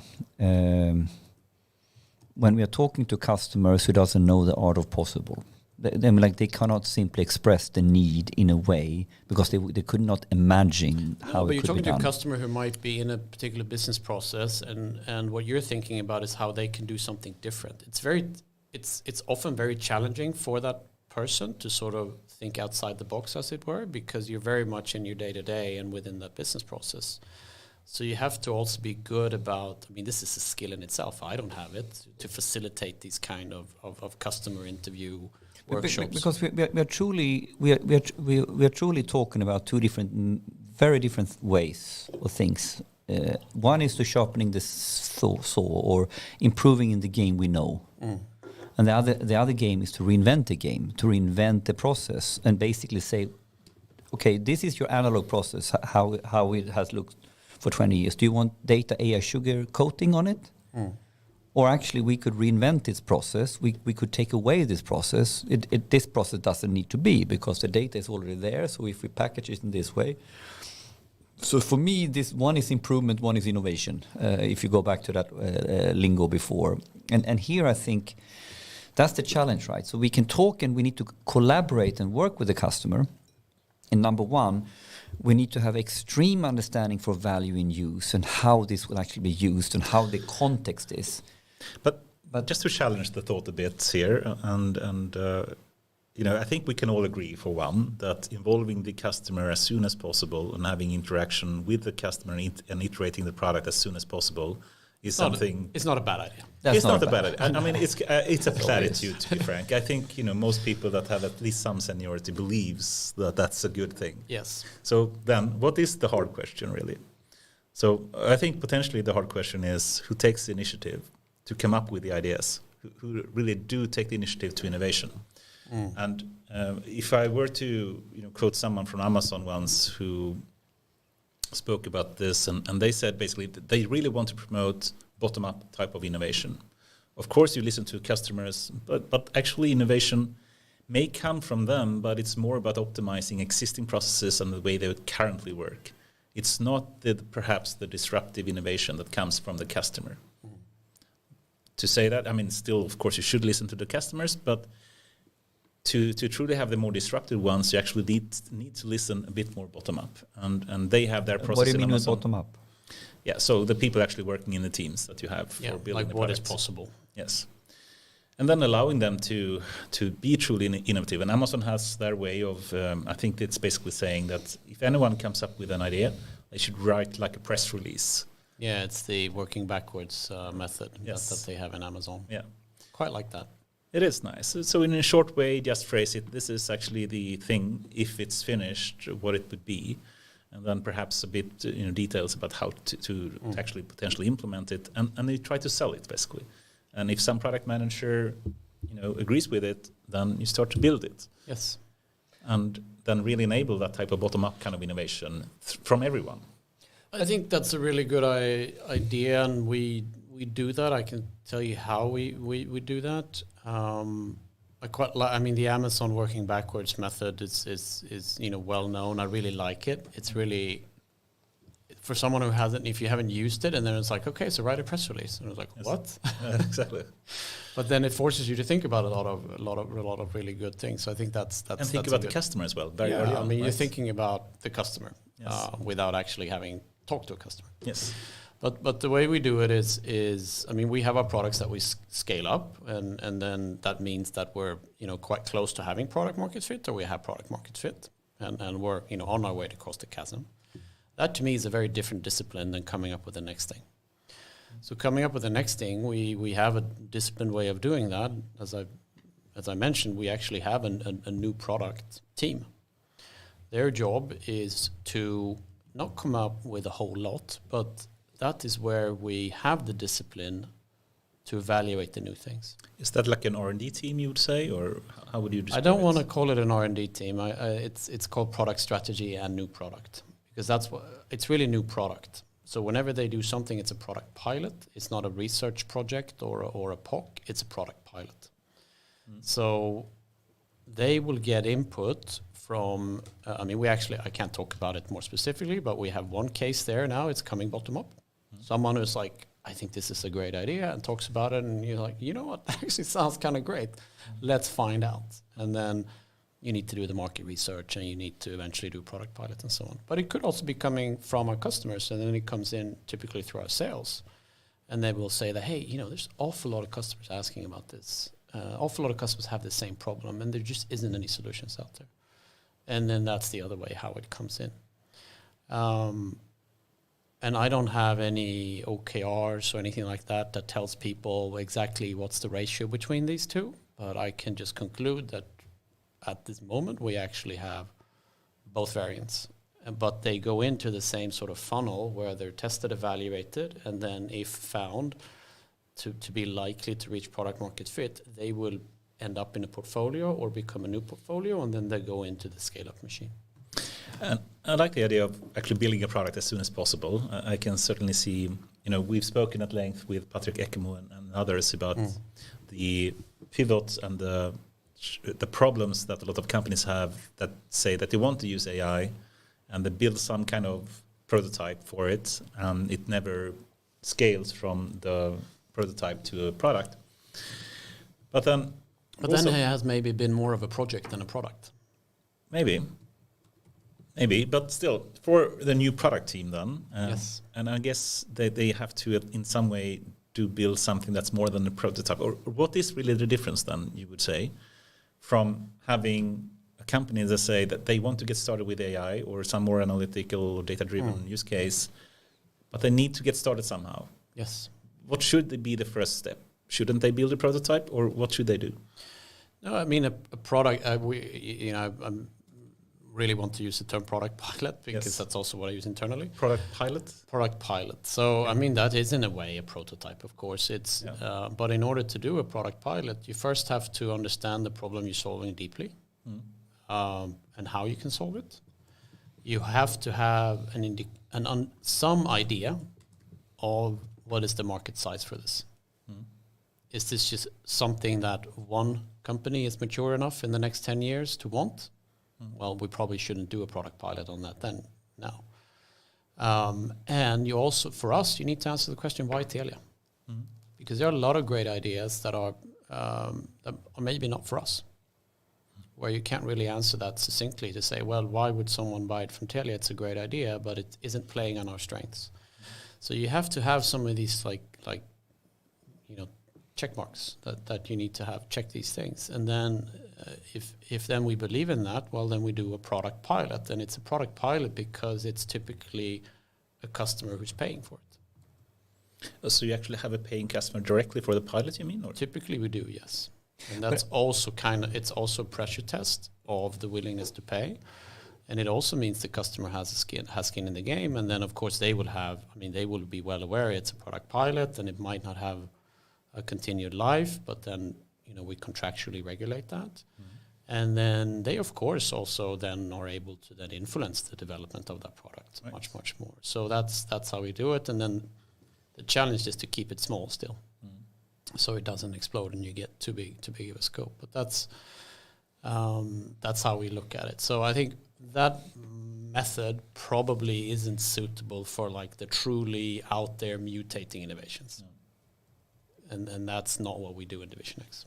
But I find this very fascinating because on the surface now it's just semantics, POCs, prototype, pilot. Yeah, but it's important when we call things. But and I think sometimes on LinkedIn or when we read stuff, it's just buzzwords on the top. But if you flip it, the label comes last. First, we need to fill it with the content. What do we mean inside our context? What matters for Telia Division X? How do we think about this?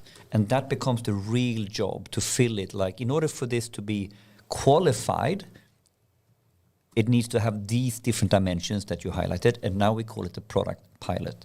And I think there's a lot of learning to this because it's easy to throw around these words, and we all do it. But the companies that has come further, they have built their internal lingo where there's the meaning. it really means something. And that's why now you really want to be sharp. This is a product pilot. I can stand for that because I have filled it with something. And I think that's the learning in this, that you know, in one way we can have a philosophy, and we have highlighted this. We go from pilot to prototype, you know, all these stages. It's fine. Whatever you do, find your own meaning and depth and fill it. And that matters or is relevant. And I think that's important, and talk about it. I think that's. I mean, it doesn't have so much to do with Telia or Division X. It's just personal experiences. You can never repeat something too many times. And talking about what you do and why you do it and what you call it. Yes. Just repeat it. Yeah. There is one angle on this. Sorry, to wrap it up. You wanted to wrap it up now. Yes. I really wanted to ask I'm trying to make a point here, and I'm failed before. How's it going? When we go to our customers, and we realize all this stuff, how we need to innovate and all that. For me, I see a lot of customers, they don't have these mechanisms to take on board innovation, as an example. They are sort of improving in the game they know, they have projects and they have their process. But to work with this thinking, I think you need to work the same. You know, we have a pilot now, of how we can improve or reinvent our process. So, you know, when we go to the customers, so what's the experience of the maturity of taking on innovation? What's your view here? I think, and I just want to say it's not that we're the only ones in Telia working with innovation, not at all. I mean, there's many other units in Telia working with innovation. Some are, you know, even further out, and some are very, you know, customer specific and so on. So just want to make that clear. But other than that, I think that to me, the term product pilot means that you're sort of, you know, when we have a product pilot together with a customer, we have contracts, and it's very clear. But then you think about the outcome. Like when the pilot is over, because it's going to be over because it's pilots. What's the metrics that you needed to hit in order to actually believe in this? Test your hypothesis. Too many POCs just become, you know, just swamp, and you just have too many of them. I think the pilot to me means it's a bit more rigor to it. You have to think about, like, when is it done? What do you need as a success criteria? And then you need to be ruthless. If it's not delivering as you thought, then you need to stop that initiative, and then you need to go to the next one. I think we talked about that earlier. That it's fast, the fail fast. It's so easy to say. It's a platitude. I mean, I challenge anyone to tell me, like, when did you really fail fast? When did you really stop something that really, you know, didn't feel good, but you know it was the right thing? And my key question is, let's take the temperature on Sweden. How good are businesses in Sweden at working on pilots, innovating, bringing innovation in, adopting, reinventing their processes? Are we good at this in general, or are we stale? Is it challenging? I'm trying to get to the, bit of a politically sensitive question there. No, yes, and we are not pointing fingers to any specific customers, and we are talking about what's the climate in general. You know, are we good at adopting innovation? And you said it before, and it really resonates with me. I'm getting more and more humbled around the organizational change or the change, yes. And I think this is at the core when we want to innovate with data and AI. And now we're having Telia Division X who has these products, but are we good at this? I don't think we are. I think you have a lot of stuff how we work with efficiency that sort of works against us. And I'm not pointing any fingers. I'm just trying to put the finger on the temperature here. I think it's too broad of a question for me to answer. I mean, what I could zoom into is perhaps a bit like how data is being viewed in different markets here in the Nordics, and that really differs. I think the public sector is way too slow in Sweden. I mean, we see open data initiatives. We have 290 municipalities doing their own thing on how to make data available. What about data quality? How are those things even comparable between municipalities? Norway is investing a lot more in this. In Finland, more on open, it's more nationally mandated when it comes to open data. And I think that especially in Sweden, the discussion about open data and data quality is sorely lacking, because open data without data quality assurances has very little value. So I think there could be much more driven centralized in Sweden, and I think that would be enabling a lot of innovation from many companies if we could just raise the bar there, and also for the government, I think the public sector, to also embrace that there needs to be business models around this. It can't just all be free. Then it's never going to scale. So it's here I see, for example, Norway being more business friendly when it comes to enabling data business models. I'm tempted to continue that discussion, but the time is flying away, and we have a lot of more philosophical and harder to ask questions. But more fun questions. Does it typically get more philosophical as you get further into the night? Yes. Okay, excellent. It does, especially if there one beer or two. So. Well, you're the guys drinking beer, so yes, maybe I should have had some myself.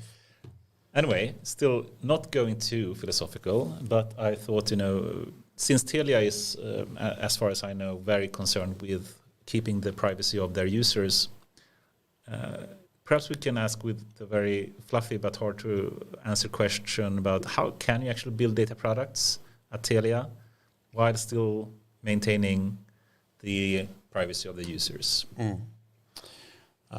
Well, for one, I mean, the easiest way is to have data products that is not based on personal data. And that's often the case with our IoT products, for example. It will be data that's coming from a sensor and so on. It's still, it's our customers' data. So then it's not like we build products on customers' data and then sell it to someone else. Then, we will then use our customers' data for that customer. I think that's a comment that is not really, well known. Simply that if you use sensory data in that way, it doesn't necessarily have personal data in it, but it still can be built. You can still build a product around it, right? Totally. So I think that's often the case in an enterprise context when you work with at least sensor data. In some cases, it actually can be treated as personal data. Let's say, theoretical case that you have something showing you, the position of a car. Well, that's personal data because if you also know who's in the car, for example, you might actually conclude that that's actual personal data. So you still have to take care and be sure that what you're building, what you're using is cannot be classified as personal data. And in our case, a lot of times when it's working with sensor data, it just simply isn't personal data. So then that makes everything a lot easier. It's still, it's security is still super important, of course. Could still be very valuable data to our customers. So that becomes an important part, and then also being very transparent with the customer, how their data is processed and so on, but ultimately their data, their insights. Otherwise, in Division X, generally don't work with personal data, so then we work with anonymized data. So like the Crowd Insights products, for example, is fully reliant on the data set being fully anonymized and also aggregated. But when you say fully anonymized, it's sometimes you have the pseudo-anonymized data. Pseudonymization, yes. Yes. That is not the same thing. No. But you mean properly anonymized data in your case? Absolutely. Otherwise, it would not be GDPR compliant. So it's truly anonymized. And that means you have to take away certain functionality. So the product, you could get deeper insights if you didn't anonymize. But how in do our you case, anonymize? we actually make concessions on our product so that they are truly anonymized, and you can never go back, because then it would be pseudonymous, and then pseudonymous, according to GDPR, is not the same thing as anonymous, and then you have to have consent or you have to have legitimate interest to process that data. But then, there are a number of ways, I guess, to make the data truly anonymous. And are you using techniques like k-anonymity, or can you just elaborate a bit more? Because you have so much information about people using their phones, and that's deeply connected to a specific person and contains potentially very sensitive information. How do you make it anonymous? So it's a combination of things, as it often is. For one, as I mentioned, we use location of our cell towers. So by default, it's not particularly very detailed spatially. And then also we do use k-anonymity and we use aggregation. Perhaps we should explain what k-anonymity is. So k-anonymity means that you need to have a number of data points that behave the same to be able to even see them. Otherwise, they get filtered. So at least having 5 people in the group. Yeah. Or something So like X number of people having the same behavior. So if it's less than that, you can't see it, and that's a safeguard. And that's why we crowd insights. It's about moving of groups. I mean, it's highly aggregated. So it's a number of. I mean, it's k-anonymity. It is. Is differential privacy a thing that you could use, or? We have introduced it in a few. I was going to say POCs, but You're not allowed to use that word here. as we were testing a few ideas in the past, using we actually looked at using GANs, generative adversarial neural networks, to generate synthetic data as a way to also work with anonymous data and still train a GAN on something that might be personal data, and then you would capture the statistical attributes of it, and then you would generate synthetic data. And for that, we wanted to measure the epsilon. I mean, in the differential privacy, to get a measure of like how private it is. But for crowd insights, it's just irreversibly anonymized. We don't differential privacy is not even there. So we take many steps to make sure that it is anonymized and aggregated. So, I mean, an example of aggregated data would be like, well, there's 20,000 people who went from Stockholm to Uppsala on Saturday. And that's anonymized for sure. Yes. But when it's not, how do you find GDPR, for example? I mean, are you trying to stay away from using personal data, or when you have to, do you still build products on top of that? And what's your thinking about actually using personal data when necessary? Well, then GDPR is a great guideline on how to use that. So, I mean, I've heard many talk about that GDPR is so complicated and why do we have it? Everything would be easy. But I think it's the other way around. I'm really happy that we have GDPR. And whenever you want to do something with personal data, it's very clear what you're supposed to, what you can do and what you cannot do. And even on top of GDPR, I would say you should also make your own ethical judgments on whether it's ethically okay. Even it might be legally okay, but is it ethical to actually do something? And no, we just very rarely come. I mean, in Division X, as we're focusing very much on the B2B space.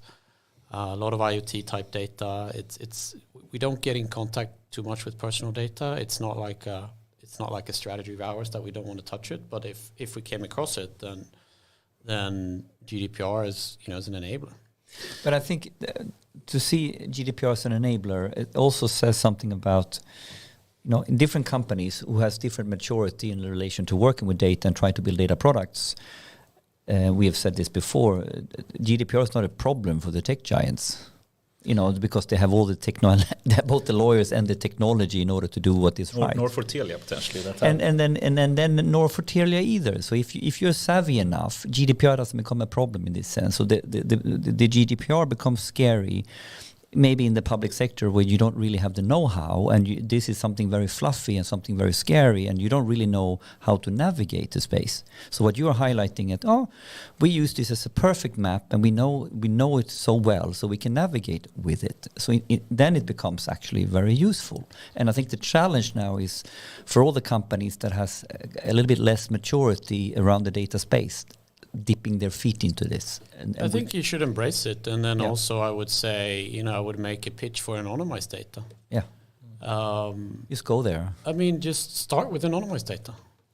Find a way how to make sure that it is anonymized, obviously, so it's not pseudonymized.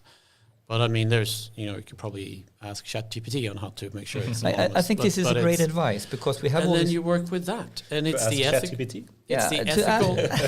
It's both the ethical thing to do. It's a legal thing to do, but it is also making your life simpler because then you, as a data scientist, don't have to be afraid or worried that you're doing something that might not be correct. But I think this is a great advice, because I think you can go into... You're asking ChatGPT. How do I... You still have my account. What the fuck? You should switch to GPT-4, by the way, then. No, but to be serious here, Kristofer, I think we get into a lot of pseudo problem discussions, because you have a use case and someone says, we can't use this data, it's private. And then we are getting all hanged up on this. Yes. And then you go one step deeper. How much are we killing this use case by anonymous data? Or how can we think about the use case with anonymous data and go this route from the start and make that a no regrets decision? I think it's a great advice that really, you know what, you could probably have a lot of value in a municipality doing what you need to do without having the knowing exactly who it is. I mean, it won't work for all services, of course, but there are more in some use cases you simply have to process personal data, and then of course GDPR once again, tells you exactly how to legally do that. Either you have a legitimate interest to do that, or you get specific consent. It's quite simple, and I would just say stop complaining about it, and a little bit refreshing, Kristofer. I think it's refreshing argument in the debate. Just do it. Yeah, well, just do it. Tell that to all the startups. Get the T-shirt. Just do it. Yeah, well, just do it right then. Just do. Okay, that's the T-shirt. Just do it right. But it is a lot of work, and I can tell you. Of course, it's a lot of work, and it's costly, and it's very costly. Yes, and you need to have expertise and competences that normal companies may not have. So even at Spotify scale, it was really, really tough. Yeah. So to do that at non-data ready companies is very hard. We have to appreciate difficulties as well, I think. I appreciate that absolutely. I think now the time has gone by. I think it's that knowledge is more accessible than it was before, so it's easier to get that kind of advice. But then also it's a case for you shouldn't do these things with companies that don't have that capability. That will really hinder a lot of innovation, I would say, if you're not allowing startups. Why don't they just do the innovation right then and take that in from the beginning? They don't have the resources to do so, potentially. Well, how are they ever going to be scaling then if they break the law?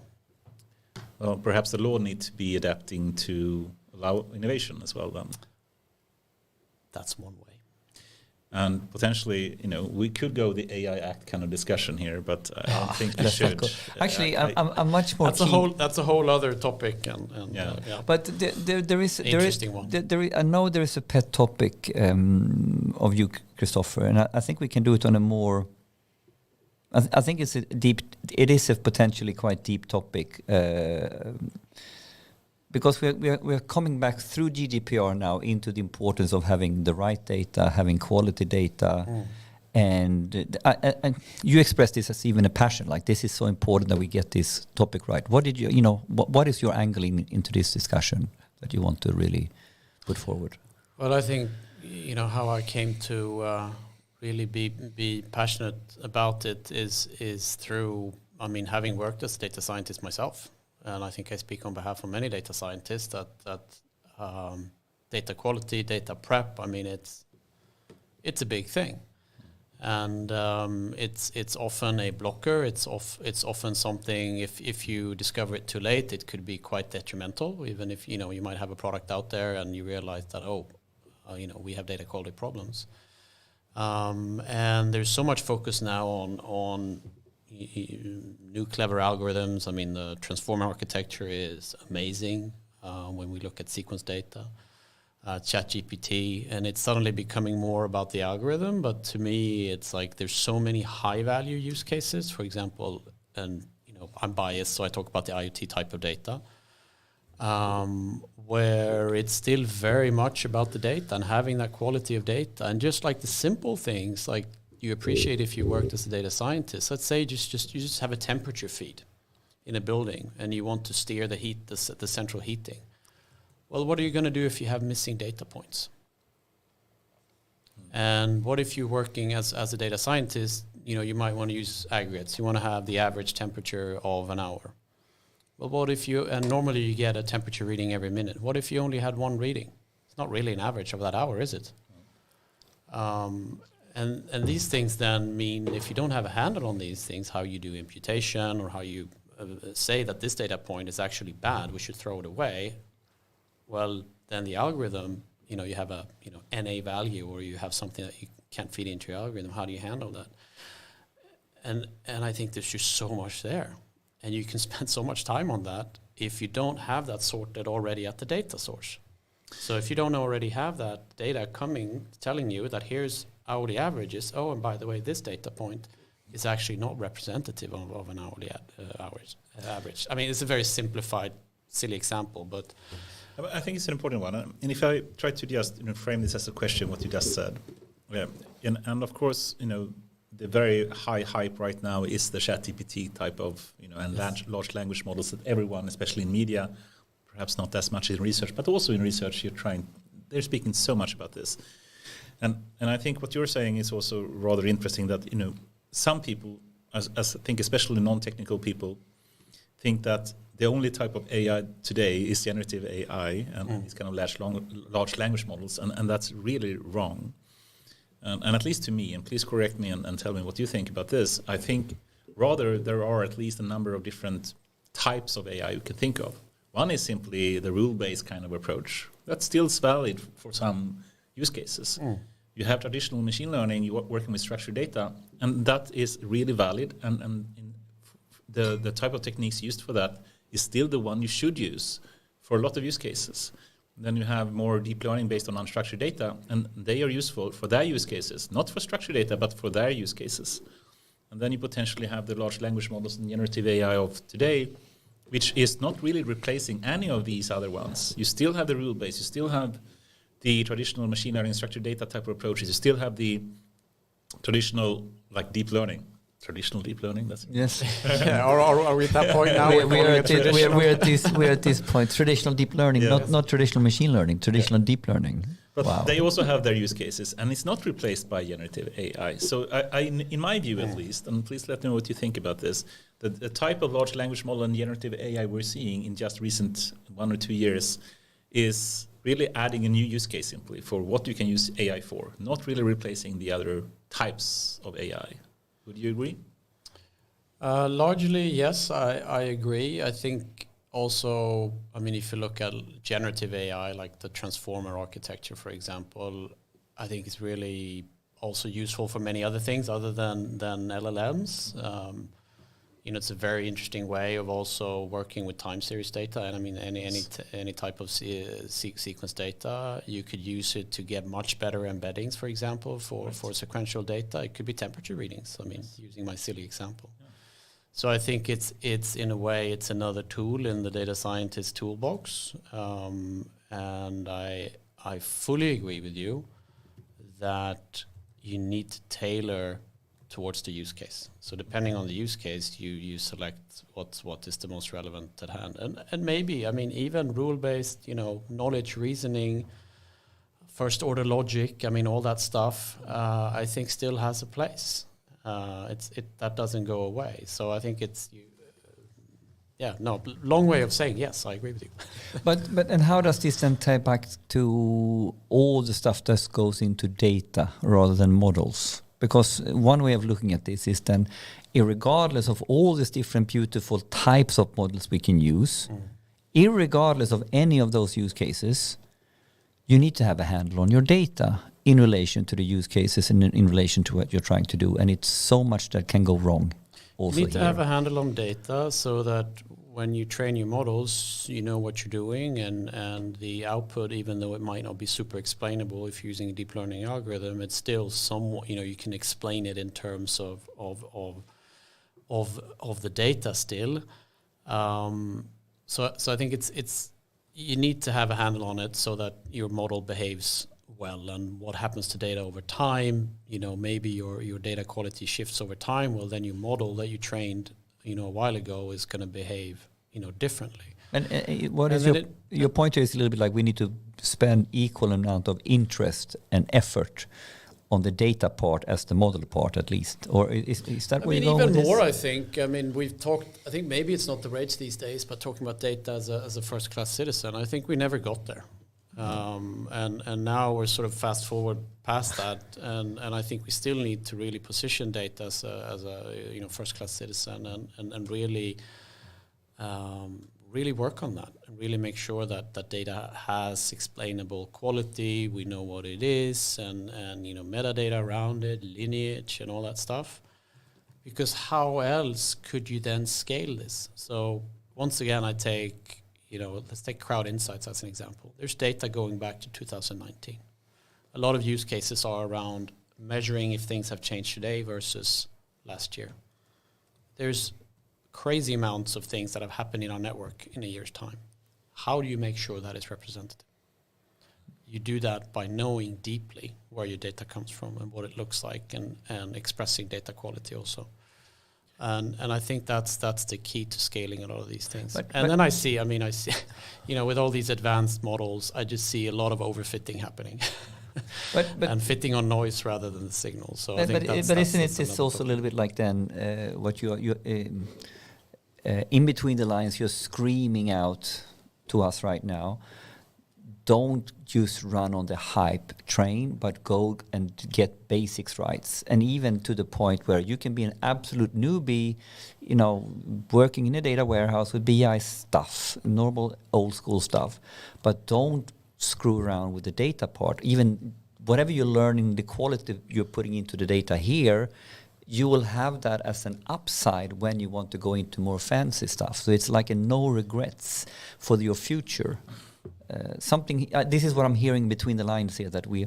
No, and I think that's where sort of BI has to drop on data science. Perhaps is that in BI you understand how important data quality is and your data is, and to deeply know it. And I think that's. I think we can really hang on to that even more and lean into that also from the AI from the data science side. So in order to have structured reports and all that, then we had to sort it all out. We needed to clean it up in order to get to a report. You needed to know where it came from and how the data point is generated, and you needed to know if suddenly it looks weird, then you drop it somewhere and you don't add it to the final result because then that number is off. And I think we need to, we still need that. We still need that, but it's a different flavor when you do it for data science, of course. It's different, but the essential fundamentals, that you need to do it, it's still there. That's the argument here. Yep. And then a bit ironic and interesting is that, there's plenty of use cases floating around the internet on using ChatGPT to help you with fixing your data quality. So I think, it's a bit of irony there. That is ironic. And then we have, it's cool, a lot of cool companies around this. We have Validio here in Sweden, for example, also using AI to fix data quality. So I think, it's just something that I'm really passionate about, that I see a lot of things, failing at a later stage because you just didn't really have a handle on the data. And then, that to me then, it's a tangent towards what we talked about, like open data. For open data to be really useful, valuable, you also you need to sort the data quality, and it's not just here download a CSV. Where can I download the data quality metrics? And what do you think? Where are we at when it comes to data governance and data quality and all that? For me. Generally, you mean? Yeah, I think the whole industry. What do you think? You're the ones interviewing lots of more interesting people than me. For me, what are you hearing? Bottom line, I think the field to some degree has, now I'm taking the enterprise view. What do I hear and see in general in corporations? There's been a sort of a data governance function that has been quite manual and quite process oriented and trying to do it right, but I haven't seen how that can truly scale either, the way we're doing it, people. So what I think it's where it's at right now is when we start talking about computational data governance and enforcing data governance in code, and we're talking about shift left. So basically get it right in the design. Don't make data governance and data management an afterthought. And I think that's the big difference where I see the people are having a handle of data, they do data governance by design and then enforce it in code and they build it into how they set up the data pipelines and data products that you can't really No, and that's the way to do it if you're building it from scratch. So I certainly hope that's how startups are doing it, and because they certainly have the ability to do it. In larger corporations, I mean, working with AI analytics, when you're training the models yourself, at least, you're always downstream. I mean, that's the challenging part. You're downstream. The data gets created or was created somewhere else for a different purpose. It wasn't created for the purpose of your model. And that's just very challenging, and I think that's why data governance is such a challenging topic in large organizations. Yes, but isn't it that we should have another class of requirements? We have talked about functional requirements, we have talked about technical requirements, performance requirements in all years.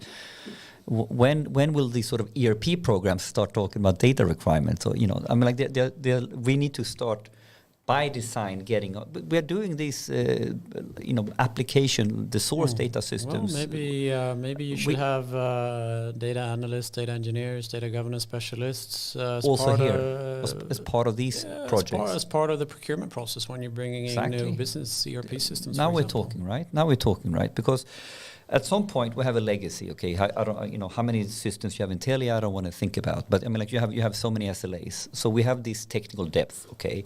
And to fix all that is impossible. But when do we stop putting more, digging the hole, so to speak? I think we're still digging the hole in some of these bigger projects, even. I think it's not just data. I think it's all sort of non-functional requirements that come in that make large organizations, wanting to shift out legacy. I just hope that data really is in that process is treated as a first-class citizen. It's not only about the fact it has to be able to run on the cloud or on-prem because it is regulated to do so, or performant or secure, and that data has a place there as well. Could we try to move to some really philosophical topics? Let's perhaps? go there now. Let's go deep. Let's go deep. You focus a lot on public transportation as well. That's yes, that's true. We have a smart public transportation offering, and also Crowd Insights. That type of data is used in the public transportation sector. What do you think about the future of driving in public sector or public transportation or in general? And I'm thinking, of course, Tesla, full self-driving kind of things. Do you think that's coming soon, or is it really far away? I think at scale it's really far away. It's here already, but I think at scale it's really far away. I think it's just going to take a long time before market adoption happens at a wider scale, like robo-taxis, which I know Elon Musk has talked about. I've read a few reports on fair amount of research on it, and it's it's projected to have market adoption. What was it like? 2050 or something like that. That's when you reach critical mass, where it's economically also viable to do it. You do know there are a number of robo-taxi companies already, like Google and Waymo and Cruiser and whatnot. And I kind of personally hope that it goes much faster. But if you ask me, that's what I hope for. What I think is that it's going to take much longer. Mm-hmm. Why? Well, because of the economics of it and the market adoption, and looking at how long people have cars, and regulatory headwind. There's many market factors that sit in the face of this, and also the economics of running a. I wish I had that report in front of me. I was reading a really interesting report on it, on like the business case for the economics of the robotaxi case. It's just like, it's not economical. It doesn't, you don't get to economic scale on it until you have a much larger adoption, and it's going to take much longer for that to happen. Because of users don't want to use it, or why do you think it's hard to scale a robotaxi service? Well, this is fortunately I don't remember verbatim what was in this report, but I guess my personal view is that it just takes time to adopt to that, and I also see for customers, you mean, or for the technology, or for legal purposes, or for business purposes, or first of all, the technology I think isn't there. Just look at Spring in Stockholm. You can barely drive there as a human. There's so many edge But perhaps cases. AI can do it better than most humans. That's the thing, but that doesn't mean people will adopt it just because statistically it's better. So I think there's just so much headwind on the adoption, and I mean the technology is going to get there probably fairly quickly. But I think it's 5, the 10, adoption. 15, 20 years. When do you think we will have a robotaxi that is 10 times more safe than an average human? Well, there's these levels, right? I think the Tesla autopilot is at level 2, right? And full autonomy isn't that level 5 or something? And I think some argue that Tesla is level 3, but yeah. Okay, so two or 3, right? So I think it's going to be at least 10 years before you're at level 5. I think Mercedes has a level 4 that's been approved in Germany or something, but it's. I think level 5 is 10 years away. What do you think? Depends on what I think you phrased it actually rather well. I mean, level 5 is here already today. It's not a question about that. This question is, as you said, when it will scale. Yes. So, I mean, level 5, I think the first time you had a car that drove from the west to the east coast in US was like in 1980s. So, I mean, the question is not really when it will come. The question is when it will scale. Yeah. Level right? 5 at scale. Yes. And that's what we talked about innovation, and also exactly. Philosophical. Like, if it's not at scale, is it really an innovation? Yeah, like, is it here? Yeah. So what's 5, 10, 15, 20? I'm a more of a Ray Kurzweil kind of person, so I do believe in exponential scale. And if you believe in that, then it will be faster than 10 years. All right. We'll meet up in 10 years then, or sooner. Should make a bet on this. We're going for an after-work bet what's here. the success metric here that we should measure? Like, I think, well, okay, let's be real concrete about this, and let's make a bet, perhaps. I'm not sure. At one beer that we have to buy each other or something. About this. Fair enough. In 5 years, will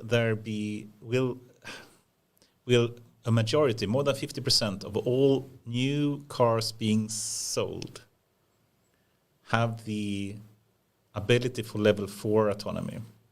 And level 4, I mean, basically, you still have a wheel. Yes. You still can take control, but you're not required to. You can just, basically go in the back seat and take a nap, and it still will, drive you there. But and it will be allowed to do so. Yes. So the legislation will be in place to sort everything out in terms of liabilities and all that stuff. But in 5 years, no.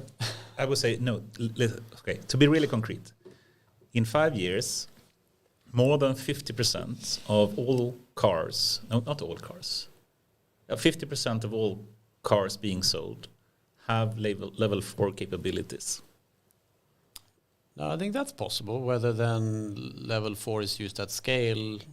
Yes, but the new cars having that functionality, they can basically say they can take you the full route, so to speak, but they're still able to take control if you want to. But you haven't then defined if it's, we can theoretically go and sit in the back seat and the car can do it, but has everything been sorted out like you highlighted? I thought this question would be easy. I think all of you would say yes on this, but apparently not. No. So my next question would have been... we're talking philosophy here, yes, right? yes, of course. I think for sure in 5 years, more than 50% of all new cars being sold will have level 4 capability. Then, Mercedes has today. I think that's... I think that's fair. I think I agree with that. It's not going to be, adopted. That's another question. It's just if they have level 4 capability or not. So if you want to make a bet, you need to find something where we disagree. I was hoping you were going to bet on this one, but you didn't, or we didn't settle on that at least. Then the much harder question would be, will there in 5 years be level 5 capabilities? Basically no wheel, no pedals, no ability to take control at all as a human on new 50% of the cars being sold. In how many years? 5. No. Yeah, I actually agree. But in 10 years, yes, I would say. Gee, I hope yes, but I think no. Here's a bet. We have a beer. We have a beer bet. Yes, okay, good. Beer bet, excellent. 10 years, 50% of all new cars have level 5 functionality. Yes. Cool. And you say What is yes, a I say level no. 5 functionality? And we're talking Then Sweden define here, it. right? Level 5 is no wheel, no pedals. You can't even take control if you wanted to. You mean it's a flying car? That would be fun. Well, we didn't specify that. Actually, does the car have No, he wheels? said like Does no the car wheels. have He said wheels? no wheels. Okay. Wheels is I optional. mean like a wheel like this. Okay, steering wheel. It still has, yes, steering wheel. Sorry. Has no wheels. Wow. Okay, that was a good point, Goran. And It this still has wheels. We're talking but not a Swedish market or globally? Only Skellefteå. Yes, only on the track, Tranås test track. Global is tough, I guess, but Swedish market, I was thinking. Yeah, let's go for Swedish. I stand by unfortunately, my pessimistic no here, even though I hope it is a yes. I hope I can buy you a beer then. Okay, let's do one more philosophical kind of bet here then. We spoke about the future of driving. Let's talk about the future of coding, programming. You love it, I love it, and I've been doing that forever as well. We, of course, can use ChatGPT today, yes, and Codex X or Copilot X and so forth that we have that, some people say make them really, really efficient. And then the question is, if we're moving to a future with robotaxis or automated driving, if you call it that, will there be a future, or when will there be a future of automated coding?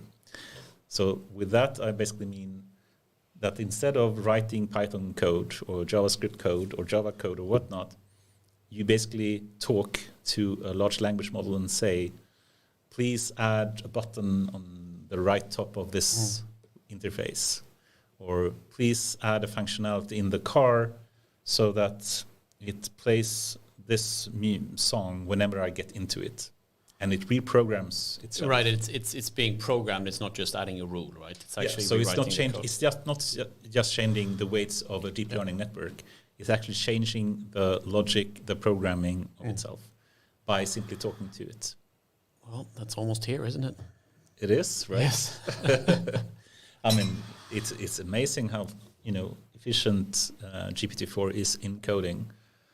I'm not sure if we tried it. It's insane. No, I have tried it mostly out of curiosity. Most of the coding I do these days is in my spare time, just because I think it's fun, or play around on Kaggle. But so I'm very impressed and a little bit sad at the same time, because I'd like to think myself as a good programmer, and there's like some skill involved in it. But apparently, it's very easy to mimic. It is. So the bet then, how should we phrase it? In 5 years, will more than 50% of all lines programmed into a software system in Sweden be done in an automated way? New software, right? We're still going to have COBOL systems hanging around in a few years still. I think you can use ChatGPT for COBOL as well. Yeah, but I mean like new system. It's not... I think old systems as well. But maybe reframing it, of all lines of code. Oh, that's interesting. So of all lines of code that is written 5 years from now in Sweden, how many there are? More than 50% of those lines of codes are automatically generated. Don't matter what type of language we're talking about. I think it'd be interesting to, how would you even be able to calculate that metric? But no, I think that's going to happen way sooner than 5 years. Oh, cool. Yes. I think so too. Okay, we have to rephrase it in the other direction this time. That's like how many months? Yes. No, but it's interesting, right? Because if it can program, we will be mad as software houses not to utilize this, right? And I think software houses are like throwing themselves onto this. Of course. And of course you are as well at Telia, right? You're using Copilot, or? Yeah, I mean, my team is very excited about it, yes. And then we still need to, think about, there's many interesting things about that need to be sorted as well. What is it, if you didn't write the code, just that who's accountable? Yeah. And there's many things there that we need to sort out. So this is something we're talking about. But it's to use it as a very advanced form of code completion. Yes, absolutely.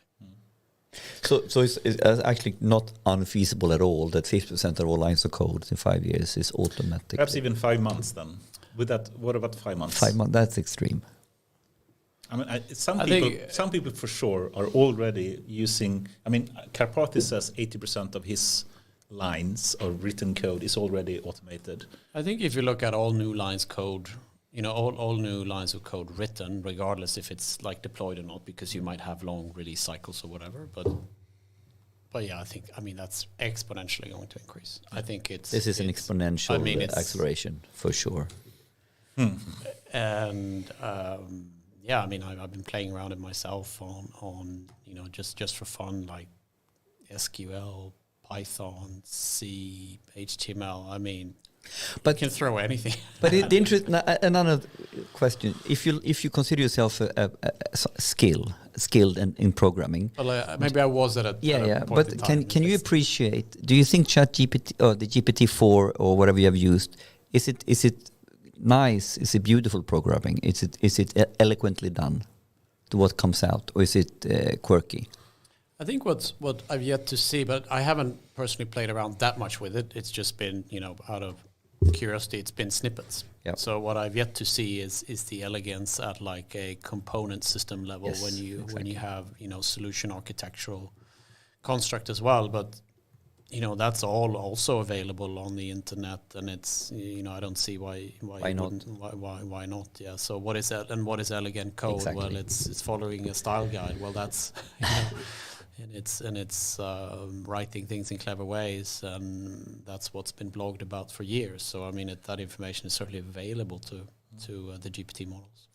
I still remember a time, just like a month ago, I had a bug in just plain JavaScript, and I googled for it. I searched for Stack Overflow. I couldn't figure out the solution. I just wrote a single sentence in ChatGPT, pasted in the code, said why is this happening, and it found the answer directly. And I spent like half an hour trying to figure it out That's myself. amazing and kind of like sad at the same time, right? What was your emotional reaction to that? I was happy, actually. Yeah, you were I happy wasn't- because you've been yes. tearing your hair. But yeah. I was so annoyed not understanding this kind of simple piece of code, and I couldn't figure out why it wasn't working. And I searched for it. I tried to do the normal search engine thing, and I tried to debug it in different ways. I couldn't. So the figure AI it is out. better than us at programming, then.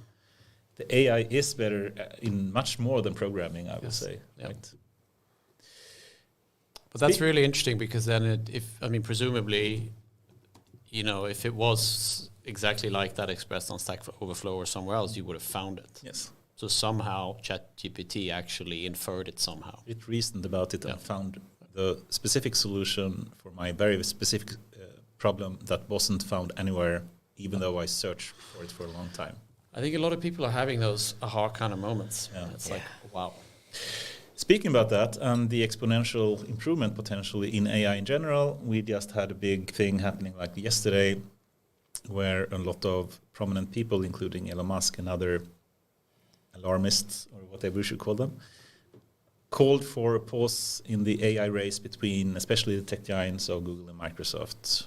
Did you see this? Or Yes, I did. I was chuckled a bit when I saw it. I wasn't sure if it was a premature April Fool's joke.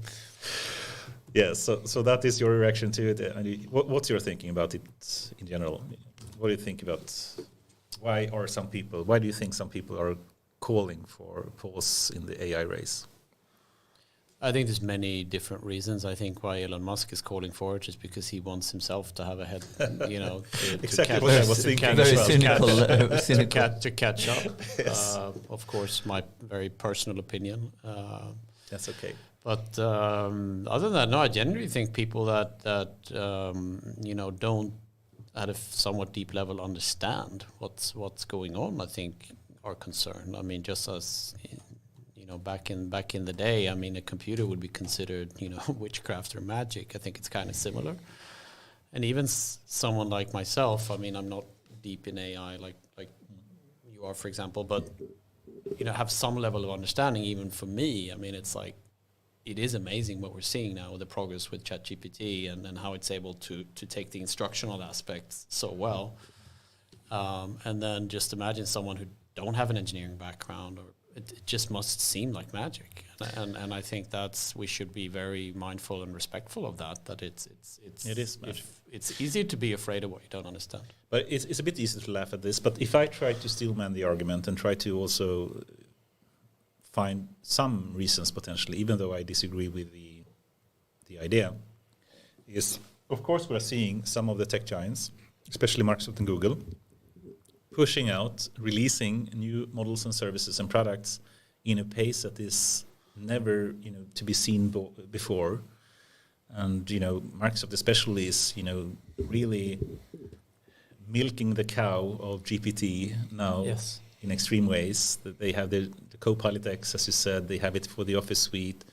So now they had it for, cybersecurity purposes. They built I saw as well. Yeah, using GPT-4. I mean, they are using it in every kind of product that they basically have. And they are releasing it in surprisingly quick pace. And potentially, if you remember the early days of Bing Chat, based on GPT-4, it was, really,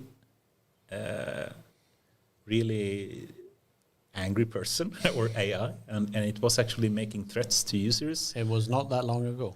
No, it wasn't, like weeks ago or something. Yes.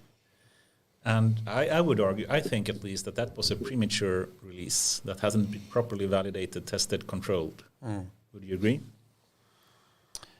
I think it was very much on purpose. I think they used that to gather some training data as well, to see, to judge the reaction. And I mean, that's how the Instruct GPT models were created, using reinforcement learning, using human guiding. Yeah. So I think it was well thought out and well executed by Microsoft. You think it was well executed as well? Yes. Look at where they are now. Yeah, and then you can take the Google Bard example. And they released Google Bard, and the launch of that was one of the worst things I've ever seen. The launch by the person standing on stage. For one, they cherry-picked a single example. They haven't even double-checked the facts in that one, and it turned out to be a very horrible, factual error in that single cherry-picked example. That one perhaps was not so well executed. I guess they're a bit stressed. They also, in that launch, were supposed to do a live demo of Google Bard, but they misplaced the phone. So when they said, okay, it's time to do a live demo, then people were running around saying, we can't find the phone. Oh, I hadn't seen that. That's hilarious. It is hilarious. It's horrifically bad, and I don't see how this is something that is so big for the company, and they lost, billions of dollars in a single day because of this horrific launch. And then, of course, Microsoft launched, GPT-4. Not that long after they released, ChatGPT based on GPT 3.5. OpenAI, not Microsoft. Yes, but Microsoft owns, they've most invested, of OpenAI but these you days. cannot say Microsoft, it doesn't work. I think it's a Microsoft company. Yeah, these they've days. invested a little bit of money. Not a little bit. I think, and I was reading something that they were speculating that what Microsoft released was actually an early version of GPT-4 when they went out with Bing Search. Yes. So even before GPT-4 was announced, it was actually the early version that they were like using. That as well. I would argue at least that Microsoft released GPT-4, OpenAI, if you want to say that. I think it's a Microsoft shop. I consider OpenAI to be Microsoft's version of DeepMind that Google has. Yeah, but you're with Elon Musk. So but he has nothing to do with you this. made your point clear. Anyway, they released GPT-4 in a very rushed way. They didn't have to release it. They didn't have a working version of the most important new functionality of GPT-4, which was the multimodality of being able to understand and work with images. It wasn't ready. It was, the release that they made, you couldn't get access to that type of functionality. They still released it, even though they hadn't one of the major new novel features available. So why did they release it when they just had 3.5 released like a month earlier? I think it's for a very simple reason. And that is they knew that Google were going to release Google Bard. And because that also had image functionality, right? So if they simply beat them to the point and released GPT-4 before Google did it, then Google's release would be horrifically flat. and it went really flat. Also, So it was well executed then, regardless if it you... was well executed, but it is also going to the point of the pause in the AI race. I think there is really, if you believe that kind of story, that they're releasing and competing with each other in this extreme pace, that potentially is a bad thing. That potentially is these kind of tech giants are at an AI war right now. We will have unintended consequences of that. Exactly. No, that's a fair assessment. I think. I think it's also it's so interesting to look at these quantum leaps that happen every now and then in tech. I mean, where stuff seems to be chugging along for a while, and then suddenly you have this quantum leap. I mean, it's so interesting. I think a bit philosophical, perhaps as well, is Google really ruling search and Microsoft just like trying for so long, and then suddenly, in a matter of weeks. The table is The turned. table is potentially turned completely. Yeah. I wish I had bought some Microsoft stocks before. But maybe when we are talking about stocks, because the interesting thing is like we are talking like it's something dramatically has happened, right? So Jesus Microsoft Christ. should be flying. This is But that's a big this is jump, though. this is nothing, man. Look, so here's Google stocks. So if that was true, what you're saying, we should feel it in the shareholders. In the shares, in the share market, but however, if you look at from the year, nothing has impacted. Here is basically the release of GPT-4 somewhere here. As you can see, there is no drop. Not Right? in Google, right? But in Microsoft. In Microsoft, here is basically the same thing. It's just a small incremental increase. So why is that? Oh man, that's actually interesting. Probably the new, Right. the big jump before that was And- probably And if we're looking at it in a 5 years horizon, the stocks has not risen good as well. So data-driven analysis here. These are large. I'm not a financial analyst, but these are large blue chip companies. Being, investors value them on what they see in the P&L, I guess. Interesting though. Thanks for pointing Very, that out. very interesting. And what's going to happen here? maybe as one of the final angles on this philosophical topic is actually we are in the market. You're in the market of product innovation, data, AI, analytics, IoT. We'd like to think so. Yes. We like to think so. With the backdrop of the conversation we just had now, how do we understand the marketplace moving the next year, 2-3 years? Do we understand, will the market, let's take Sweden. Is it fundamentally about to change? I think so. Perhaps largely because of ChatGPT. It's that Copilot. It's that I think there's going to be an exponential expectation also that most things that are software should be as intuitive and it should work in this way. I think there will be a much higher expectation from a customer side. And then will we see new types of players, or even you guys? Are you thinking about taking other types of positions? I'm referring to, there have been several articles, how do we build business models around large language models? So we have the foundation model type companies, we have the middleware companies who are sort of focusing on a domain and adding their own data and perspective. And then we have a new breed of customer-facing software that is truly then intuitive and has adopted all of that. Yes.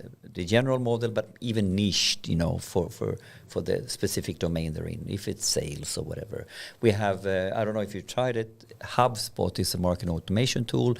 They released ChatSpot. So they already have a beta version. No, that certainly seems to be the thing these days. But I do think we will have much more of a conversational interface, and I think maybe that is the thing that really helps bridge the gap between when you come with data and having someone who really understands it, is that they can converse with your insights in a natural language way. So your product will change, maybe, because of this. Even the bar has been raised. The bar has been raised. Yes, I think our products always have to evolve, and yes, I think this may be maybe a thing where we need to change. Sometimes our product is an API. So, I mean, in that case, I mean, the consumption is going to be the same, whether it's through a plugin in chat GPT or into, our customers' middleware systems. But do you also see how the market now opens up? Like, not all players can connect to the large language models. So you will have like some middleware player. I mean, like Telia could be a middleware player as well as a end customer player, as an example, right? Have you thought about that sort of? I think it's really interesting also from a global perspective. So how do you do that if you're not a global player? I think it's going to be so much driven, from a global perspective here. Like verticals. True. And then at the same time, I mean, you have the geopolitical situation, it's heavy focus on national security, national autonomy. What happens if the country is attacked and the borders are cut? Some stuff still need to work. So there's many forces at play here. And it's all going to be, I think, it's going to be interesting times for sure going forward. And I also think, perhaps lastly, from a product perspective, what really, really intrigues me is the plugin model for ChatGPT. It's obviously very useful, but from a product perspective, it's so interesting. Like, I want to have my product as a plugin, and I want to be able to have a business model that works. It's going to be a race, a marketplace that is going to be insane there. I know, and then... So elaborate, for someone who doesn't really follow, what do you mean with plugin? What's the business model you're talking about that we are excited about? Could you elaborate a little bit? Just what it is. Well, so plugins, ChatGPT, for those of you who have used it, and you've asked questions, and sometimes you get a reply that, well, I've been trained with some pretty old data, so I can't reply. Plugins is about bringing in fresh data into the context of your chat. So then you could say, please find me restaurants that have this kind of food and people seem to like, and where I can go with casual clothes or whatever, and then you can have a plugin that actually searches the web, or a plugin from, I don't know, maybe a restaurant booking system or something. Yeah. And then ChatGPT would then be able to automate all of that. So I think that plugin ecosystem is, like you're saying, it's going to explode. So as a product guy, I'm really, really intrigued in that kind of emerging ecosystem, and it's happening faster than anything I've seen. And also, what's the business model here? I think that's a very exciting kind of end topic, and I think that's the time for wrap up. Exciting We've been at times. it for a while now. We've been at it for a while, so I think it's time to take the last final questions. And we always kind of, what's next in your life? That's one of the ending questions we like to ask. What's happening exciting, or what you're excited about? Well, I'm really excited about where we're going to be with Division X in 5 years. So, that's very much where my mind is, and this very exciting time, this inflection point with AI, and what do we make of it? And there's so many domains that's going to be so helped by this. We could spend a lot more time on that, but I think biotech. That's an area that's extremely interesting as well. I think that's going to be really positive for humanity. But now, we're getting deeper again. So. And any specifics the next couple of months? What are you working on or launching?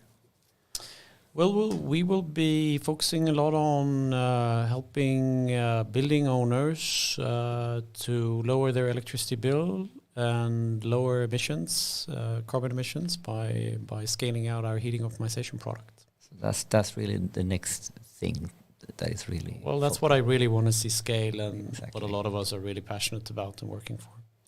Awesome. And last question. Do you want to recommend anyone that we should have on this show? Have any good ideas?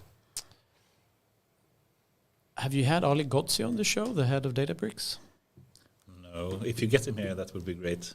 Well, you guys can get him. I don't know him. we want to have people in Sweden as well, to come. Well, he is a Swede. Okay, awesome.